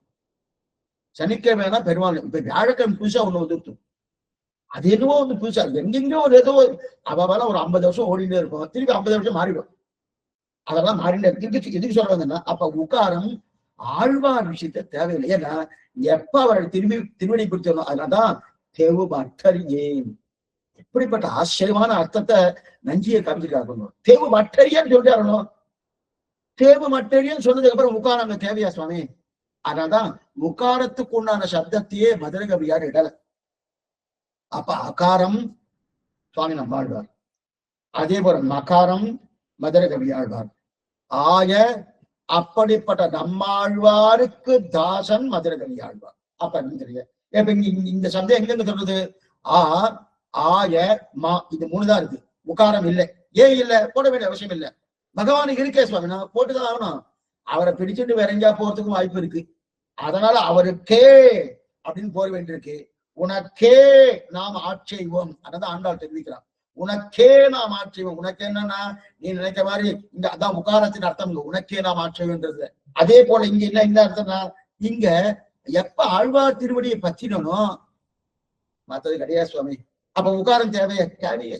அதான் போறோம். இப்ப மறுபடியும் சொல்றாங்க, பெரியவன் குருகூர் நகர் நம்பி அகாரம் நகர் நம்பிக்கு ஆய. நம்பிக்கு ஆளுரியனாய் அடியேன் நகாரம் உகாரம். இப்ப இந்த மூணு சேர்ந்து வச்சுக்க. அப்படிப்பட்ட நம்பிக்கை ஆளுரியாய் அடியேன் பெற்ற நன்மை. ஒரு ஒருத்தருக்கு ஆட்பட மாட்டேன் உகாரம் சொன்னோம். அப்ப பெருமாளையை தாண்டி நம்மாடு வந்த பிறகு வேறு ஒருத்தருக்கு பற்றி பேச்சே இல்லை. அடியேனுங்கிற சப்தம் சதுர்த்தியில் அர்த்தத்தை காட்டுகிறது. நம்மாழ்வார்க்கு அடியேன் கிங்கரன். அப்ப சேஷபோதன் அடியன் அப்படின்னா தாச தாச தாச தாச தாசன்னு அந்த தாசனுக்கு தாசன் தாசனுக்கு தாசன்னு மதுரை சொல்லிக்கிறார். அப்படின்னா அவருக்கு பிடித்ததை பண்ணினார் என்றால் பாட்டின் முதல் என்ன சுவாமி அப்ப தாசன் தாசன் அவர் பிடிச்ச பண்ணி பாட்டு முதல் வழியே சொல்லிட்டேன். திருதந்தாகம் தேவபிரானுடைய கரியகோல திருவருக்கான் பண்ணான்னு முதலே சொல்லியா சொன்னோம். அப்ப எனக்கு பிடிக்காமல் போனாலும் என் சேஷியான நம்மாழ்வாருக்கு பிடிக்கிறதோனோ. அப்ப எனக்கு குழந்தை செய்வது பிடித்தம் இல்லை. ஆனாலும் என் சேஷியான நம்மாழ்வார் இருக்காரனோ அவருக்கு பிடிக்கும்.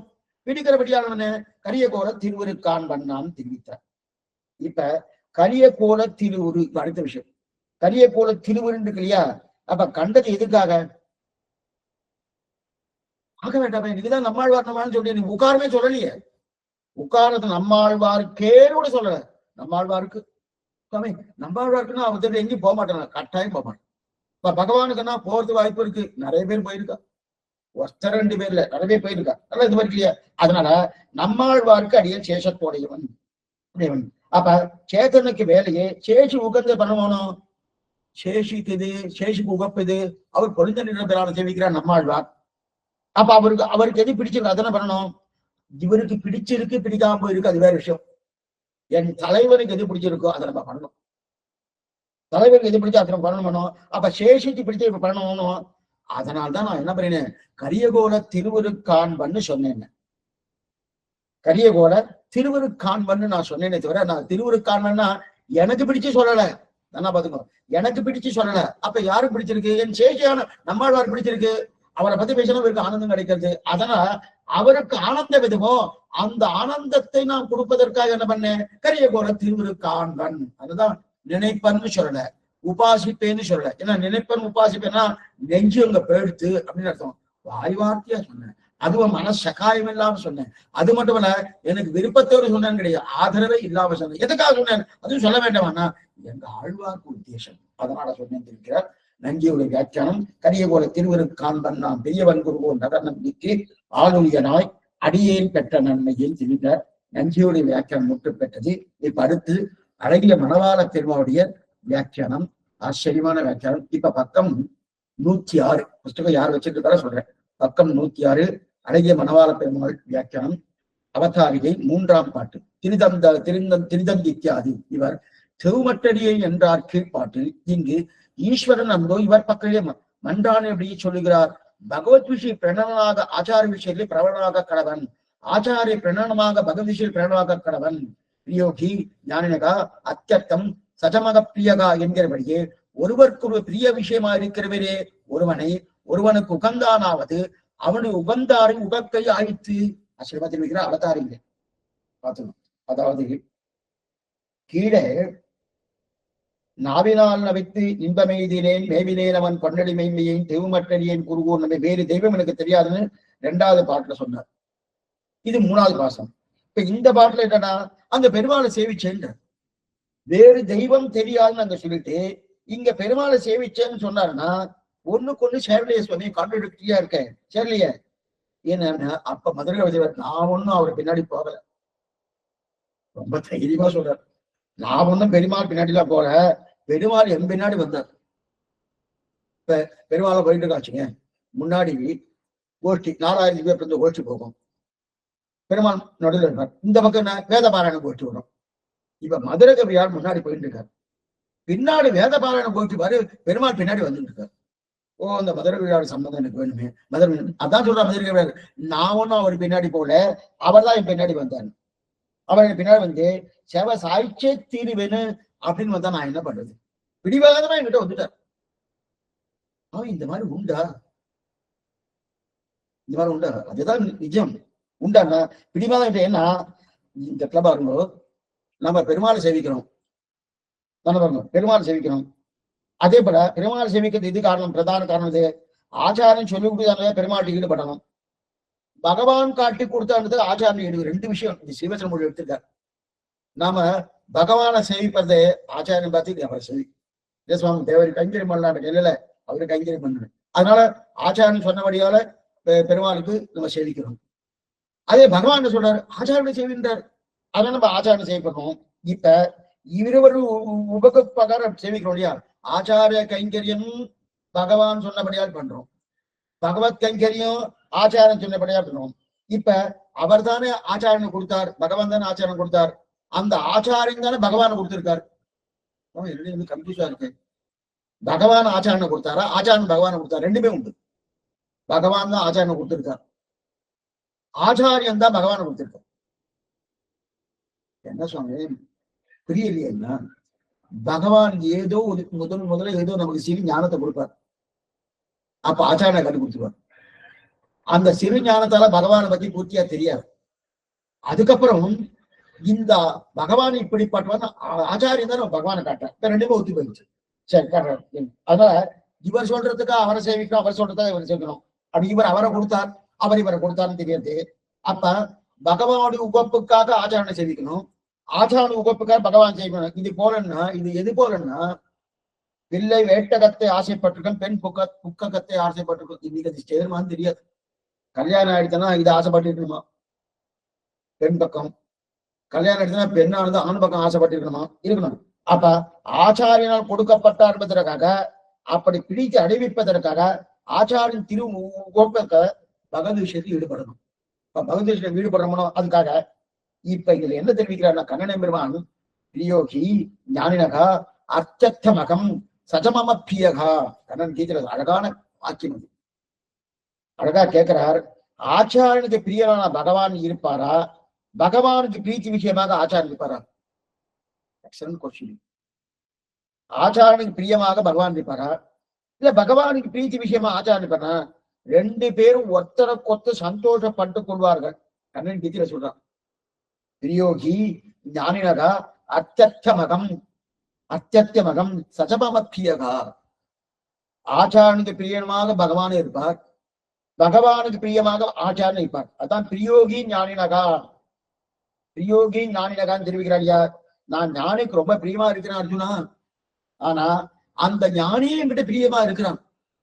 ஆனா இது என்னன்னா, ஞானி என்னிடத்துல காட்டக்கூடிய அன்புல 10ல் 1 மடங்கு கூட என்னால காட்ட முடியல அர்ஜுனான்னு தெரிவிக்கிறார்.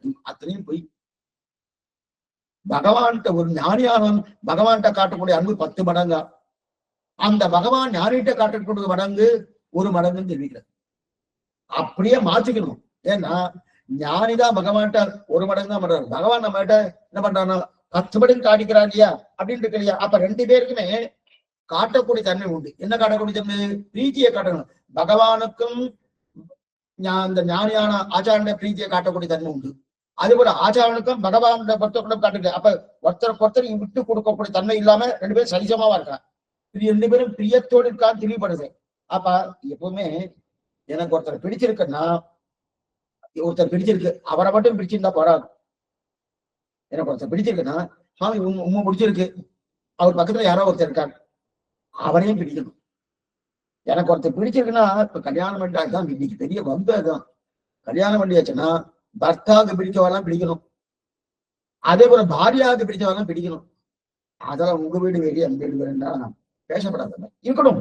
இதுக்கு சொல்ல மாட்டேன்னா அந்த மாதிரி இல்லையா பிரீத்தி காட்ட போனோம். அப்ப அவளுக்கு யாரார பிடிச்சிருக்கோ அவெல்லாம் பிடிக்கணும் பண்ணுவோம். இப்ப இருக்கு நம்மாழ்வாருக்கு இவரை பிடிச்சிருக்கு. இப்ப நம்மாழ்வாருக்கு யாரை பிடிச்சிருக்கு? பகவானை பிடிச்சிருக்கு. இப்ப பெருமாளையும் மதுரை கவியாழ்வார் விரும்பிதானே ஆகணும். ஏன் நம்மாழ்வார் விரும்பி இருக்கார், அதனால விரும்பி ஆகுமா? சரி சுவாமி, எப்படி பெருமாள் பின்னாடி சேவை சாய்க்கிறார் அது சொல்லுங்க. நம்மாழ் விரும்புற எப்படி சேவை சாய்க்கிறார்? இந்த இடத்துல நம்மாழ்வாரோ எப்பவுமே எப்ப தவிச்சுட்டு இருக்காரு. நம்மாழ்வாருக்கு கிடைக்கல. கூவிக்கொள்ளும் காலம் இன்னும் குறுகாதோ என்ன கிடைக்கும் காத்துட்டு இருக்கார். ஆனா நீங்க சொல்றது நம்மாழ்வார் இவ்வளவு தூரம் என்ன வைராக்கிய சீலர், ஆத்தியஸ்தன குலபதி குலத்துக்கு தலைவர், பிரபன்ன ஜன கூட்டஸ்தர், இவ்வளவு பெருமை அவருக்குன்னா அவருக்கே சேவை சாய்க்கல. எப்ப எனக்கு சேவை சாய்ப்ப காத்துட்டு இருக்கச்சு. இவர் அந்த மாதிரிலாம் ஒண்ணுமே மதுரை கவியை பண்ணாம இருக்க செய்து மதுரை கவிக்கு பின்னாடி போயிட்டு இருக்கான்னு சொல்லிட்டு இருக்கல. இது என்னமா? நம்மாழ்வார் ஞாபகம் பார்த்தா நம்மாழ்வார் பின்னாடி போடும். அவர் தான் ஓஹோன்னு பாடுறாரு. இவர் அந்த மாதிரி எல்லாம் ஒண்ணுமே இல்லை, வேண்டான்றார். தெவுமற்றறியேன் அப்படின்னு சொல்லியிருக்கச்சு, இவர் பின்னாடி போயிட்டு இருக்காரு சுவாமி, இது என்னமா அப்படின்னா சிவசாய்க்கனா நம்மாழ்வார் யாரிடத்திலே பார்த்தோம்னா, இது முன்னாடி நம்ம பார்த்துருக்கோம் இந்த விஷயத்த. எங்க பார்த்துருக்கோம்? இங்க பெரியவாச்சனுடைய வியாக்கியானத்தை இதை பார்த்திருக்கோம். என்னன்னா, அருதருவார் அடியார்தம் அடியனேற்கு ஆழியான் அருதருவான் அமைகின்றான் அது நமது விதிவகையே இருதர்மா ஞானத்தில் இனிப்பிறவி ஆண் வேண்டேன் மறுநீ அடைஞ்ச வாற்றாற்றான 10 6 திருவாழ்வி. அதுல பகவான் தன்னுடைய பக்தர்கள் இருக்காளையா, அந்த பக்தர்களுடைய பிரீத்தி அவ்வளவு பிரீத்தி வைக்கிறானா, தன் பக்தருடைய பிரீத்தி வைக்கிறானா. இதத்தான் சாஸ்திரம் பக்த பக்தேஷு பிரீத்தி அத்தியதிகா பவேது. பக்தேஷு பிரீத்தி அத்தியதிகா பவேது. ஏன்னா பக்தர் இன்னும் பிரீத்தி மீது பக்தர்களிடத்த பக்தர்கிட்ட பக்தி செலுத்துறானோ அவர்கிட்ட ஆச்சரியமா பிரீத்தி இருக்கிறான். அதனாலதான் ஆழ்வார் காணவாராய் துடிக்கிட்டு இருக்காரு. அந்த ஆழ்வார் உகந்த மதுரகவலுக்கு தன்னை காட்டிலும் என்று பெருமாளுக்கு ஆசையம், தன்னை காட்டணும். எதனால சுவாமின்னா, ஆழ்வாருக்கு தான் என்ன செவிக்கிறேன் பார்த்துட்டு இருக்காரு. அந்த ஆழ்வாருக்கு இவர் பிரியமானவரா இருக்காரு. அப்ப பக்தன் நேரடியான பக்தன் இல்லை. நேரடியான பக்தன் அவ்வளவு பிரீத்தி இருக்காதான் பகவானுக்கு. அந்த பக்தனுடைய பக்தன் தாச அடியார் தம்மடியார் தனம் கடியார் சொல்றமனோ, அந்த பக்தனா தனக்கு பிரீத்தி இருக்குமா. அந்த பிரீத்தி இருக்கிறபடியாலே என்ன பண்றாரு, அதனால என்ன, அந்த மதுரையால தன்னை காட்டணும்னு ஆசைன்னு தெரிவித்தார். அதனால இவருக்கு அது கிடையாதுன்னு தெரிவிக்கிறாரு. அதுக்கு மேல 107ஆம் பக்கத்துல அடுத்த பதிவு. சரி, இப்படி இருக்க இவருக்கு தெவுமட்டரே என்று நம்மையும் மறந்து ஆழ்வார் பக்கலை பிரபலனாடு எல்லாம் கூட நம்ம அறிவித்தார் என்று ஆழ்வார் பக்கல் இவர் காதரம். இப்படி நம்ம யுகந்தாருக்கு இவர் பிரீத்தி விட தெல்லி. அடுத்து மமக்தோ பக்தேஷு பிரீத்தியை பவேதி அன்று ஓகையாலே நாம் கொடுக்கும் பரிசீலனை என்று பார்த்து இது வரைக்கும் சொல்லிட்டார். அதுக்கு மேல ஆச்சரியமான 107ஆம் பக்கத்துல ஒரு 3 லைன் தள்ளி எல்லாம் கூட நான் ஆழ்வார்க்கு அரண்யாரட்சேத பெற்ற பேரிலே இதுவே என்று சுகதமாய் பிரீத்தியாகிறார். ஆச்சார விஷயத்தை பட்டு இருப்பான் ஒருவனை பகவதி விஷயம்தானே மேல் விழுங்கும் என்னுமிடத்து உதாகரம் என்று விதுவிரே பிராட்டியை பற்றினாலும் அவனோடு சேர்க்கையாலே அவள் கைபார்த்து இருக்க வேண்டும். இங்கு அவனன்றோ வந்து மேல் விழுந்து தன்னை இவனுக்கு கொடுக்கும். ஆசிரியமா தெரிவிக்கிறார். இந்த இடத்துல 107ஆம் பக்கம் சொல்லிட்டாங்க. அப்படி பெருமாளின் சேவை எனக்கு கிடைத்ததே என்று இவருக்கு பிரீத்தி அல்ல, ஆழ்வாருக்கு அடியவனாக இருக்கிறபடியாலே எனக்கு அவருடைய அனுகிரகத்தாலே இந்த நன்மை எனக்கு கிடைச்சதுன்னு தெரிவிக்கிறார். பெருமாளை சேவிச்சேன், இதனால் சேவித்தேனா ஆழ்வாருடைய அனுகிரகம், ஆழ்வாருடைய சம்பந்தம் இருக்கிற சேவித்தேனா. இப்ப நம்ம ஆதாரண பக்தி கொண்டுனா பெருமாள் தானே மேல் விழுந்து அங்கீகரிப்பார் என்பதற்கு இது ஒரு உதாரணம். என்ன உதாரணம்னா, நம்ம ஆச்சாரன் திருமணி பத்தினாலே நாம பெருமாள்கிட்ட போக வேண்டாம், அவர் நம்ம கிட்ட வந்து ஆச்சார பிரதிபக்திக்கு அத்தனை வைபவம் அவர் நம்ம மட்டும் இல்லையா சுவாமி. அதுக்கு ஒரு எக்ஸாம்பிள் சொல்றேன். எக்ஸாம்பிள் இருக்கிற உண்மை இதுதான். இப்ப பிராட்டி இருக்கா இல்லையா, பிராட்டி புருஷகாரம் ஆனால் அல்லது ஈஸ்வரன் காரியம் செய்வான் எல்லாருக்குமே தெரியும். அவ புருஷகாரம் பண்றான். புருஷகாரம் பண்ணதுக்கு அப்புறம் நான் நேர பெருமாள்கிட்ட கொண்டு போய் சேர்க்கிறான். சேர்த்ததுக்கும் பெருமாள் உபாயமா இருந்து நமக்கு மோட்சத்தை கொடுக்குறார். ஆனா மோட்சத்தையே நேரடியா பிராட்டி கொடுக்குறாரா? கிடையாது. அவன் மோட்ச பிரதத்துவம் பிராட்டி கிடையாது. அது யார் கொடுக்குறா? பகவான் கொடுக்குறார். ஆனா பகவான் தான் உபாயமா இருக்கான், பிராட்டி உபாயமும் கிடையாது. கொஞ்சம் நல்லா புரிஞ்சுக்கணும். பிராட்டி புருஷகாரம் மட்டும்தான் பண்றான், பிராட்டி உபாயமும் கிடையாது, மோட்சமும் கொடுக்கறது மோட்ச பிரதத்துவம் பிராட்டி கிடையாது. ஆனா உபாயமா இருக்கிறது பகவான். அப்ப மோட்சம் பிரதானமா கொடுக்கறது யாரு? பெருமாள். அப்ப இப்ப பிராட்டி என்ன பண்றா? நம்ம பிராட்டி திருவடி பத்தினு வச்சுங்க, அவ என்ன பண்ணா எல்லாத்துக்கும் பகவானை காட்டி கொடுத்துடுறான். தான் எதுவும் பண்றது இல்லை. நம்முடைய பகவானோடு சேர்ப்பதற்கு முன்னாடி இருக்கக்கூடிய பாவங்களை தொலைக்கக்கூடிய தன்மை பிராட்டி பண்றான். அப்ப பகவான உபாயமாக அங்கீகாரம் பண்ண கொண்டு வாதாடி அவன் தான் உபாயம், பிராட்டி உபாயம் கிடையாது. இதெல்லாம் பண்றான். அப்ப என்ன பண்றா பிராட்டி? எதுக்கு எடுத்தாலும் பகவானை காட்டி கொடுக்குறா. அதோடு சரி பிராட்டிக்கு. ஆனா இப்ப என்ன பண்ணிருக்கணும்? பிராட்டி புருஷகாரம் பண்ணி பகவானை காட்டி கொடுக்குறா இல்லையா? இப்ப அதே போல இப்ப மதுரகவி ஆழ்வார் கரியகோல திருவுருக்காண்பன் நானு சேவிச்சிட்டார். அது எப்படி சேவிச்சாலும் அது அப்புறம் வச்சுக்கணும். ஆனா இப்ப ஆழ்வார் என்ன பண்ணிக்கணும்? ஆழ்வார் திருவடி தானே மதுரகவி பத்தினார், ஆழ்வார் திருவடி தான் பத்திருக்கார். இப்ப ஆழ்வார் நேரா கொண்டு போய் மதுரை கவிகளே வாரம் பிராட்டி பண்ணக்கூடிய காரியத்தை நான் பண்றேன், நான் கொண்டு போய் கொண்டு போய் பெருமாள் திருவிழா கொண்டு போய் சேர்க்கிறேன் அப்படின்னு சேர்த்தாரன்னா இல்ல. இந்த மதுரகாவல் திருவிழா நான் ஆழ்வார் திருவடியை பிடிக்க ஆழ்வார் பெருமாளை கொண்டு வந்து காட்டினாரான்னா இல்லேன்ட்டார். இதுதான் ஆச்சாரியனுக்கும் பிராட்டுக்கும் இருக்கக்கூடிய பெரிய வித்தியாசம். சீவச்சர் மூன்று பார்த்ததான் நினைக்கணும். ஆச்சாரனுக்கும் பிராட்டுக்கும் பெரிய வித்தியாசம்னா, பிராட்டி என்ன பண்றா, பெருமாளை கொண்டு போய் விட்டுவா. என்கிட்ட ஒண்ணு இல்லை, அங்க போயிடு, அவரே உபாயம், அவரே மோட்ச பிரதத்தை பண்ணுவா. அதே போல நம்ம ஆழ்வார் திரும்பி பத்துறோம், பத்தினதுக்கு அப்புறம் அவர் கொண்டு போக மாட்டார். சாமி அப்புறம் தான் பிராட்டி கிட்ட போயிறேன் அப்படின்னு நினைப்ப போனோம். அங்கதான் பெரிய ஒரு விஷயம் இருக்கு பாருங்க. என்னன்னா அவர் பண்ணல. இப்ப ஆழ்வார் ஆழ்வாடு பிரதிபக்தி பண்ண என்ன ஆயிடுச்சுன்னா, இவருக்கு எந்த புருஷக்காரும் எதிர்பார்க்கறது இல்ல. ஆழ்வார் திருவடி பத்தினாரணும், அந்த ஆழ்வார் ஏதாவது ரெக்கமெண்டேஷன் பண்ணுவாரா, அதெல்லாம் ஒண்ணும் கிடையாது. என்ன பண்றாரு, ஓ ஆழ்வார் திருவடி பத்தி இருக்காரு, நாம நேரா போவோம், கிளம்பி வந்துடுறாரு. பிராட்டி புருஷக்காரர் இருக்கே சுவாமி, அதெல்லாம் வேண்டாம். எத்தனை ஆச்சாரனுக்கும் பிராட்டிக்கு எத்தனை வித்தியாசம் பாருங்க. ஆச்சாரனை பத்தினா ஒரு புருஷகாரம் ஏதாவது ஆச்சார புருஷகாரம் பண்றாரு வேற விஷயம். எச்சே எதிர்பார்க்கிறான்னா ஆழ்வார் திருவிடி பத்தினே சுவாமி பத்தினதுக்கு அப்புறம் இப்ப பிராட்டி பண்ணா போல புருஷகாரம் பண்ணா, அப்ப பிராட்டி கொண்டு போய் பெருமாட்டை கொண்டு போய் சேர்க்கிறா இல்லையா, அதே போல ஆழ்வார் கொண்டு போய் பெருமாட்டை பண்ண சேர்க்க மாட்டேன், சேர்க்க வேண்டிய அவசியமும் கிடையாது. ஆழ்வார் திருவடியை பத்தினேன்னு சொந்த அந்த க்ஷணமே என்ன பண்ணுவார்னா, பெருமாள் நேரம் நம்மகிட்ட வந்துடுறாரு. அது எப்படி சுவாமி நடக்கும்? பிராட்டிக்கே நடக்கலையே சுவாமி, அது எப்படி நடக்கணும்னா, நான் ஆழ்வார்த்துல போனார், ஆழ்வார் தானே ஏதாவது பண்ணணும். அவ்வளவுதான் சுவாமி, இவர் என்னுடைய சிஷ்யன், என் சிஷ்யன் அவருடைய நீ சேவை சாய்க்கணும் அப்படின்னு ரெக்கமெண்டேஷன் புரிதக்காரம் பண்ண எதுவும் பண்றது இல்லை. அது என் பிராட்டி கிட்ட போனா, பிராட்டி தான் பெருமாளை காட்டி கொடுக்குறார், பிராட்டி தான் பெருமாளை கொடுனா. அப்ப ஆழ்வாரத்துல போனா ஆழ்வார் தானே பெருமாளோட சேர்க்கணும். பிராட்டி எப்படி பெருமாளை காட்டி கொடுத்து பெருமாளோட சேர்த்து வைக்கிறாரோ, அதே போல நான் ஆழ்வார் திரும்பி பத்தினே ஆழ்வாட்டுக்கு சேர்க்கிறேன்னா அது பண்ண மாட்டேன், அது பண்றது இல்லை. நாம் ஆழ்வார்க்கு ஒரு நல்லது பண்ணான்றா யாரோ ஒருத்தர் நம்ம தேடின்னு வந்து நமக்கு நல்லது கொடுக்குறா. இது லோகத்துல நடக்காத விஷயம். இந்த விஷயம் லோகத்துல நடக்காத விஷயம். ஏன்னா இப்ப ஒரு விஷயம் சொல்றேன், இதுக்கு ஒரு எக்ஸாம்பிள் சொல்றேன். பக்கத்து வீட்டுக்காரன் ஏதோ ஒரு நன்மை பண்ணேன், அவருக்கு ஆனந்தமா அந்த நன்மையை வாங்கிட்டாரு. அந்த பக்கம் 4வது வீட்டுல இருக்கிற ஒருத்தர் வந்துருந்து நேரா வந்து என்ன பண்ணார், அவன் இந்த வச்சுக்கோங்க, எதுக்குங்கண்ணா பக்கத்து வீட்டுக்காரன் நன்மை பண்ணியணும் அப்படின்னு. அதுக்கு எதுக்கு என்ன சுவாமி சம்பந்தம்னா, அவருக்கு பண்ணியணும், இதை நீ வச்சுக்கோங்க. இதுதான் நிலை இருக்கு. நான் ஆழ்வார் திருவடி பிடித்தேன், அவர் ஒன்னும் பெருமாள்கிட்ட போகல, ஆனா பெருமாள்கிட்ட கூட பிரார்த்திக்கவே இல்லை. ஆனா பிராட்டி கிட்ட பிரார்த்திக்கிறேன், புருஷகாரம் பண்ணணும், இதுல பிரார்த்திக்கிறேன், பிராட்டி ஐஷன் போறா, கொண்டு போய் பெருமாள்கிட்ட கொண்டு போய் சேர்க்கிறா, இத்தனை நடக்கிறது.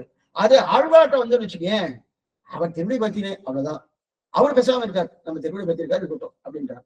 இப்ப இத பத்தினதுன்னு அவருக்கு தெரிஞ்சுட்டுன்னு வச்சுக்கேன், இங்க ஆழ்வாராவது ஏதோ ஒரு வார்த்தை சொல்லணும், இல்ல நாமாவது போய் பகவான் நீ ஆழ்வார்த்தியுடைய பத்தினி சொல்லிட்டு பச்சிட்டேன், நீ எனக்கு சகாயம் பண்ணணும், எனக்கு அனுகிரகம் பண்ணணும், நாமளாவது பிரார்த்திக்கணும். ரெண்டுமே இல்லை, இருக்கச்சது அவர் நேரா கொண்டு. இப்ப ஆழ்வார் திருவடியை பத்தினதுக்கும் பகவானுக்கு என்ன சுவாமி சம்பந்தம்? பக்கத்து வீட்டுக்காரர் ஏதோ நன்மை பண்ணிருக்கேன், அந்த 3வது வீட்டுக்காரர் வந்து அவருக்கு நன்மை பண்ணியானே இதை வச்சுக்கோ அப்படின்னு எனக்கு கொடுத்தாருன்னா, அந்த நிலையில இது இருக்கு. புரியறதுக்காக ஒரே விஷயம் சொல்றேன். இப்ப லௌகிக எக்ஸாம்பிள் ஒன்று சொல்றேன், அப்ப நல்லா புரியும்.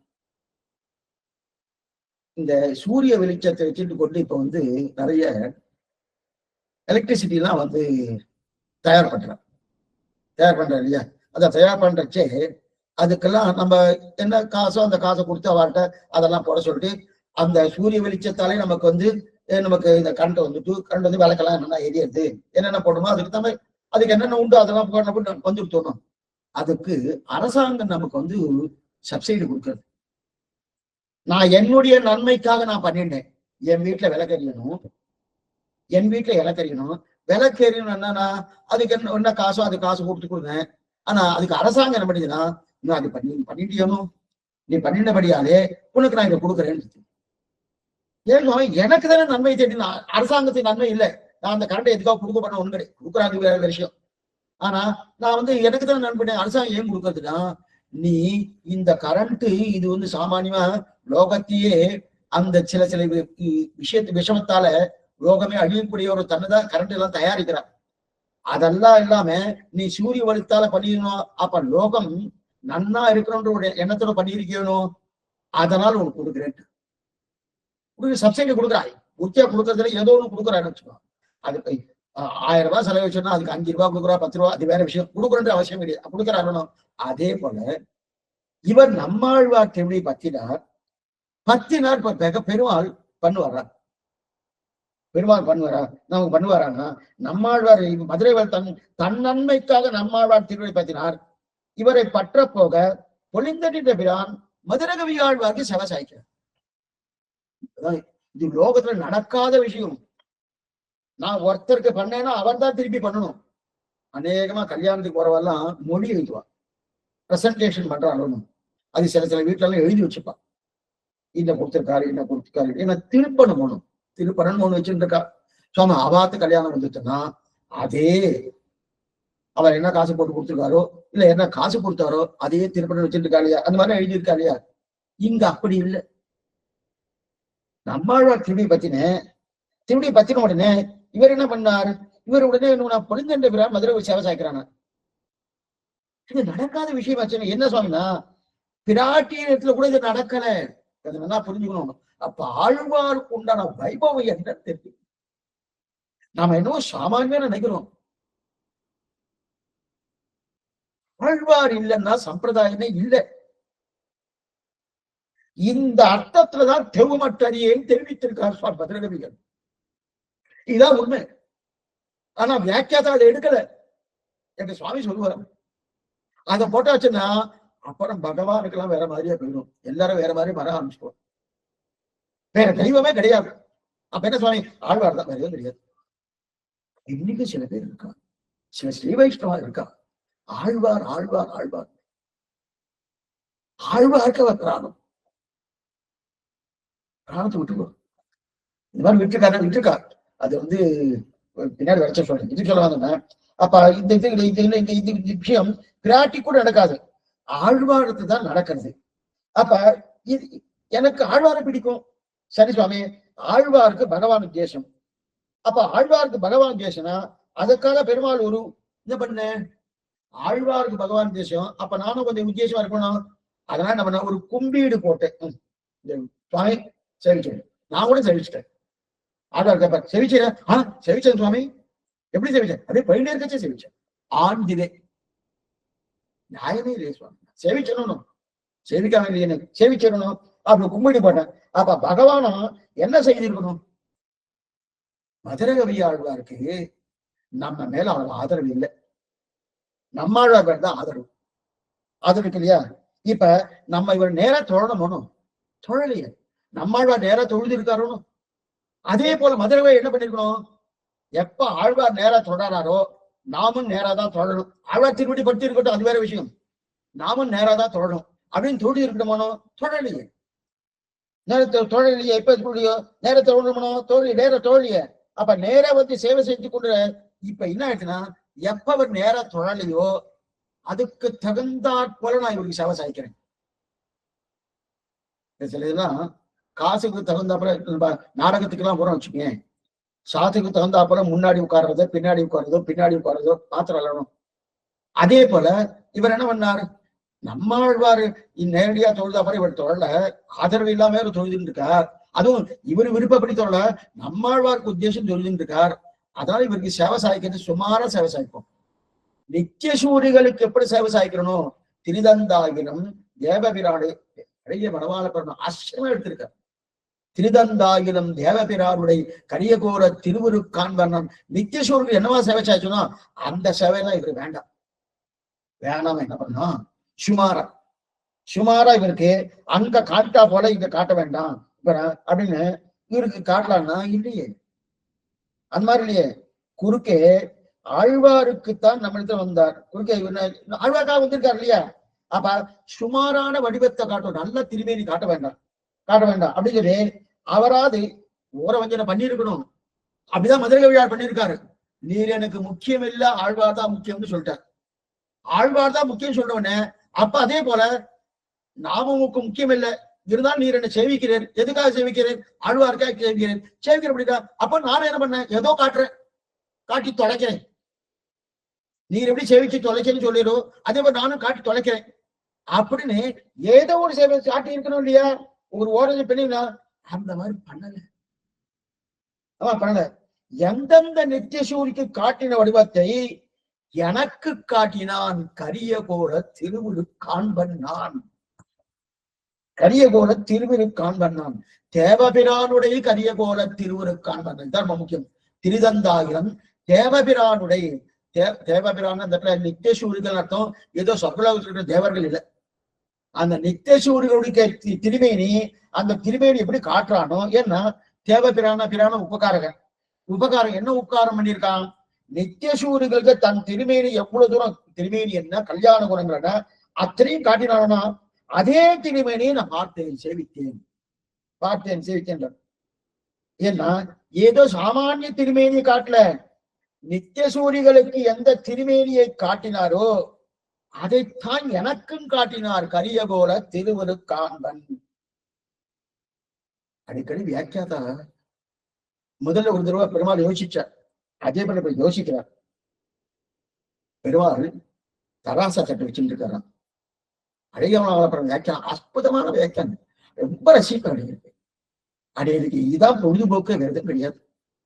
இந்த அனுபவத்தை ஆழ்வார்ல கொடுத்திருக்காரு. ஆச்சரியமான அனுபவம். ஒரு தராசு தட்டை எடுத்துட்டார். அந்த தராசு தட்டை எடுத்துட்டு என்ன பண்ணாருன்னா, நித்தியசூரிகளை ஒரு தட்டுல வச்சுட்டார். என்ன பண்ணும், நித்தியசூரி ஒரு தட்டுல வச்சுட்டார், மதுரை கவியில ஒரு தட்டுல வச்சிருக்கார். ஒரு தட்டுல இந்த மாதிரி நித்தியசூரி ஒரு தட்டு, மதுரை ஒரு தட்டுல வச்சார். 2 பேரும் வச்சுட்டார. நித்தியசூரிகள் பெருமாளுக்கு மட்டும்தான் நல்லவர்கள். பெருமாள் மட்டும்தான் சேவிக்கிற, வேற யாரும் சேவிக்கலையா? பெருமாளுக்கு மட்டும்தான் நல்லவர்கள். ஆனா மதுரை கவி ஆழ்வார் ஆழ்வாருக்கு மட்டும்தான் நல்லவர், பெருமாளுக்கு இல்ல. நல்லா பார்த்துக்கணும். நித்தியசூரிகள் பெருமாளுக்கு மட்டும் நல்லவர், ஆழ்வார் அது மதுரை கவி ஆழ்வார் ஆழ்வாருக்கு நல்லவர். அப்ப நான் எந்த வடிவத்தை யாருக்கு காட்டணும்? யார் என்கிட்ட நல்லவரா இருக்காளோ அவளுக்கு பூர்ணமான வடிவத்தை காட்டணும். யாரோ ஒருத்தருக்கு நம்மாழ்வார்னு வச்சுக்கோ, அது வேண்டிய யாரோ ஒருத்தர். அப்ப நம்மாழ்வாருக்கு அது நல்லவரா இருக்காருன்னா அவருக்கு நான் அப்ப நித்தியசூருக்கு காட்டுற மாதிரி காட்டணுமா? இப்ப பெருமாள் யோசிக்கிறாராம், இப்ப நித்தியசூருக்கு காட்டுற மாதிரி காட்டணுமா, இல்ல ஆழ்வாருக்கு நல்லவரா இருக்கானே அவருக்கு குறைச்சு காட்டணுமா? பகவானுக்கு எப்படின்னா, இப்ப பகவானுக்கே நல்லவரா இருப்பார்கள் நித்தியசூரிகள், ஆழ்வாருக்கே நல்லவரா இருப்பார் மதுரை கவியார்கள். அப்படின்ற இப்ப யாருக்கு என்ன காட்டணும்? ஒரு நிமிஷம் யோசனை பண்றான் பெருமாள். தராசு பாக்குறாராம். யோசனை பண்ணி இல்ல நித்தியசூரிகளுக்கு எந்த திருமேனி காட்டணுமோ அதே திருமேனி நம்ம மதுரை காட்டணும். அதே திருமணி மதுரை காட்டுறாங்க. ஏன்னா ஆழ்வாருடைய சம்பந்தம் இருக்கு. நித்தியசூரியன் என்ன பண்ணுமோ அதே பண்ணுவாங்க. சரி சொல்ற, நாம எந்த நிலையில இருக்கோம்? நாம பகவானேக்கு நல்லவரா நாம இருப்போமோ, ஆழ்வாருக்கு நல்லவனா நாம இருப்போமோ? யோசனை பண்ணுவாங்க. பகவான் நல்லவரா இருக்கணும்னா நமக்கு பேர் என்ன தெரியுமா? இருகரையில இருந்து இருகரையில பெருமாள் சேவையும் விட முடியாது, பெருமாள் சேவையும் விட முடியாது, ஆழ்வார் சேவையும் விட முடியாது. ஆழ்வார் சேவையும் விட முடியாது. அப்படிதான் நம்ம இருக்கோம். இதுதான் உண்மை. அடியான் அப்படிதான் இருக்கேன். ஏன்னா இப்ப ஒண்ணும் இல்லை, ஸ்ரீரங்கத்து வாசிகள்லாம் இருக்கா இல்லையா, அங்க நிறைய பேர் இருக்கா, எத்தனை ஆச்சார புருஷாலாம் இருக்கா. அவெல்லாம் என்ன பண்ணுவோம்? உடையவர் சன்னதி இருக்கு, ஆழ்வார் சன்னதி இருக்கு, அவரை சேவிக்கிறேன், உடையவர் சேவிக்கிறேன், ஆத்துக்கு வந்துடுறேன் அப்படின்னு இருக்காரானா அவளால் இருக்க முடியல. பெருமாள், இந்த நம்பெருமாளுக்கு ஒரு பெரிய சாமர்த்தியம் என்னன்னா, எப்படியாவது இழுத்துவார். அந்த புறப்பாட பார்த்து அழக பார்த்து அதை இழுக்கிறாரும். இவாள் அங்கதான் போயிட்டு இருக்கா. இந்த பக்கம் உடையவர் ஒவ்வொரு இதுதான் யாரு வடிவமை சொன்னார். முதலியாண்டானையும் புறத்தான் இருகரையர் என்பார். கார்த்தால எழுந்தான் இருந்து நேர நம்பெருமான பெருமானம் போயிட்டு இருக்க, சாயங்காலம்னா எம்பெருமானான்னு சொல்லிட்டு இருக்க. என்ன இது அப்படின்னு கரையை இப்ப நாமெல்லாம் எந்த நிலையில இருக்கோம்? இரு கரை தைரியமா சொல்லலாம், நம்பிக்கையோடு சொல்றேன். ஏன்னா நிச்சயமா ஆனா ஆழ்வார் பெருமாளை தவிர எங்கேயும் போறதில்லை, அதுல எந்த சந்தேகமும் இல்லை. ஏன்னா எப்ப காலட்சத்துக்கு வந்துட்டோமோ வேற அந்த தேவதாந்திர சம்பந்தமே கிடையாது, இருக்காது. ஏன்னா இந்த சம்பந்தம் வந்தாலும் அந்த சம்பந்தம் வரப்போறதுல பகவான் விட மாட்டார். இதுக்கு சொல்ல வந்தேன் அப்படி இருக்கச்சேத அப்ப பெருமாள் ஈர்க்கிற புறப்பாடுக்கு போகணும், இதுக்கு போன ஸ்ரீரங்கத்து அதுவும் மத்த திவிதேசம்லாம் பரவாயில்ல, ஸ்ரீரங்கம் திவிதேசம் வந்துச்சுன்னா கிட்டத்தட்ட 364 உற்சவம். அந்த உற்சவத்தை சொல்லி அதுவும் வேற யாருக்கும் அவர் பிராதானியம் கொடுக்க மாட்டார். மற்ற திவிதேசம் ஆழ்வார் ஆச்சாரிய பிராதானியம் உண்டு, உற்சவத்துக்குலாம் அதெல்லாம் ஒண்ணுமே கிடையாது. நேர வேண்டும் இல்லையா? அப்படி இருக்கு இல்லையா? அப்படி இருக்கச்சேதே அப்ப இருகரைன்னு நம்ம சொல்ல வேண்டியா? ஏன் சுவாமி அந்த நிலைக்கு வர முடியாதான்னா துர்லபம். உடைவர் சன்னதி சேவிச்சுட்டு ஆழ்வார் சன்னதி சேவிச்சுட்டு நேரா ஆத்துக்கு வர முடியுமான்னா ரொம்ப துர்லபம். அந்த மனசு வர்றது வந்து சாமானியமா வராது, வர துர்லபம் தான். அதனாலதான் அப்படியே இரு கரை, தவறா நினைக்க வேண்டாம் யாரையும். இதுக்கு சொல்ல வந்தேன்னா அதான் இரு கரைகள் சொன்னேன், இரு கரைகள்னு சொன்னேன். சரி சுவாமி, சரி சரி சரி சுவாமி, நாளையில இருந்து பெருமாள் சன்னதிக்கு போக வேண்டாம் சொன்னேன்றதுக்காக நாளை இருந்து பெருமாள் சன்னதிக்கு போக வேண்டாம்னு நினைச்சிட்டேன் சுவாமி அப்படின்னு தயவு செய்து யாரும் பண்ண வேண்டாம். அதாடியே சொல்ல வரல, அந்த மாதிரி நிலை இருக்கிறது துர்லபம்னு சொல்லிட்டு இருக்கேனே தவிர பெருமாள் சன்னதிக்கு போகப்படாது போல் இருக்கு, இனிமே ஆழ்வார் அதே போல சுவாமி எம்பெருமானார் இவ்வாறு எடுதான் போல் இருக்கு அப்படின்னா உண்மைதான், அது உண்மையிலே சொல்ல. அந்த நிலைக்கு யார் வந்திருக்கா? ஒரு வடிகநம்பி இருக்கா, ஒரு மதுரகவி ஆழ்வார் இருக்கா, ஒரு சத்ருகன் ஆழ்வார், புராண புருஷன் சத்ருகன் ஆழ்வார் இருக்கா தவிர நம்ம அந்த அளவுக்கு வருமானா? பிரார்த்திக்கலாம், பிரார்த்தித்து பெறத்துக்கு உண்டான பிரயத்தனம் பண்ண முடியுமா தவிர நாம அந்த நிலையில இருக்கானா? இப்ப மதுரகவி ஆழ்வாருக்கு மட்டுமே நல்லவர், நித்தியசூரிகள் ஸ்ரீவைகுண்டநாதருக்கு மட்டுமே நல்லவர். அப்ப இருவருக்கும் நல்லவர்னு தெரிவிக்கிறியா? அப்ப இருவருக்கும் நல்லவர் தானே. இப்ப நம்ம உடனே இன்னைக்கு ஒரு கேள்வி கேட்கிறேன், இந்த கேள்விக்கு சமாதானம் நாளை பார்ப்போம். இப்ப இருவருக்கும் நல்லது தானே. இப்ப மதுரகவி ஆழ்வார் நம்மாழ்வாருக்கு நல்லவர், தராசை வச்சு பார்த்துட்டார். நம்மாழ்வாருக்கு நல்லவரானபடியால நித்தேஸ்வருக்கு என்ன சேவை சாய்ச்சணும் அதே சாய்ச்சலாம், கரியகோல திருவருக்காண்மன்னு சொல்லிட்டாங்க. இப்ப நம்மாழ்வார் பகவானுக்கு நல்லவரா இல்லையா? ஆமா சுவாமி, அவருக்கு ஏன் சேவை சாய்க்கல? இன்னும் கிடைக்கலைன்னு சத்தம் போட்டு இருக்காரு நம்மாழ்வார். மதுரகவியார் மேபினேனவன் பொன்னடி உண்மையை போன பாத்திரத்தை பார்த்தோம். நாளைக்கு என்னன்றது நாளை திரும்பக்கும். ஆழ்வார் பெருமானார்ஜிய ட்ரிபிலியேஷனும் ஆச்சாரியின் ட்ரிபிலியேஷனும் பாகவதாறு திருவடிகளே சரணம் சண்டை நடார்ந்த அவசியம் கேட்க முடியாது.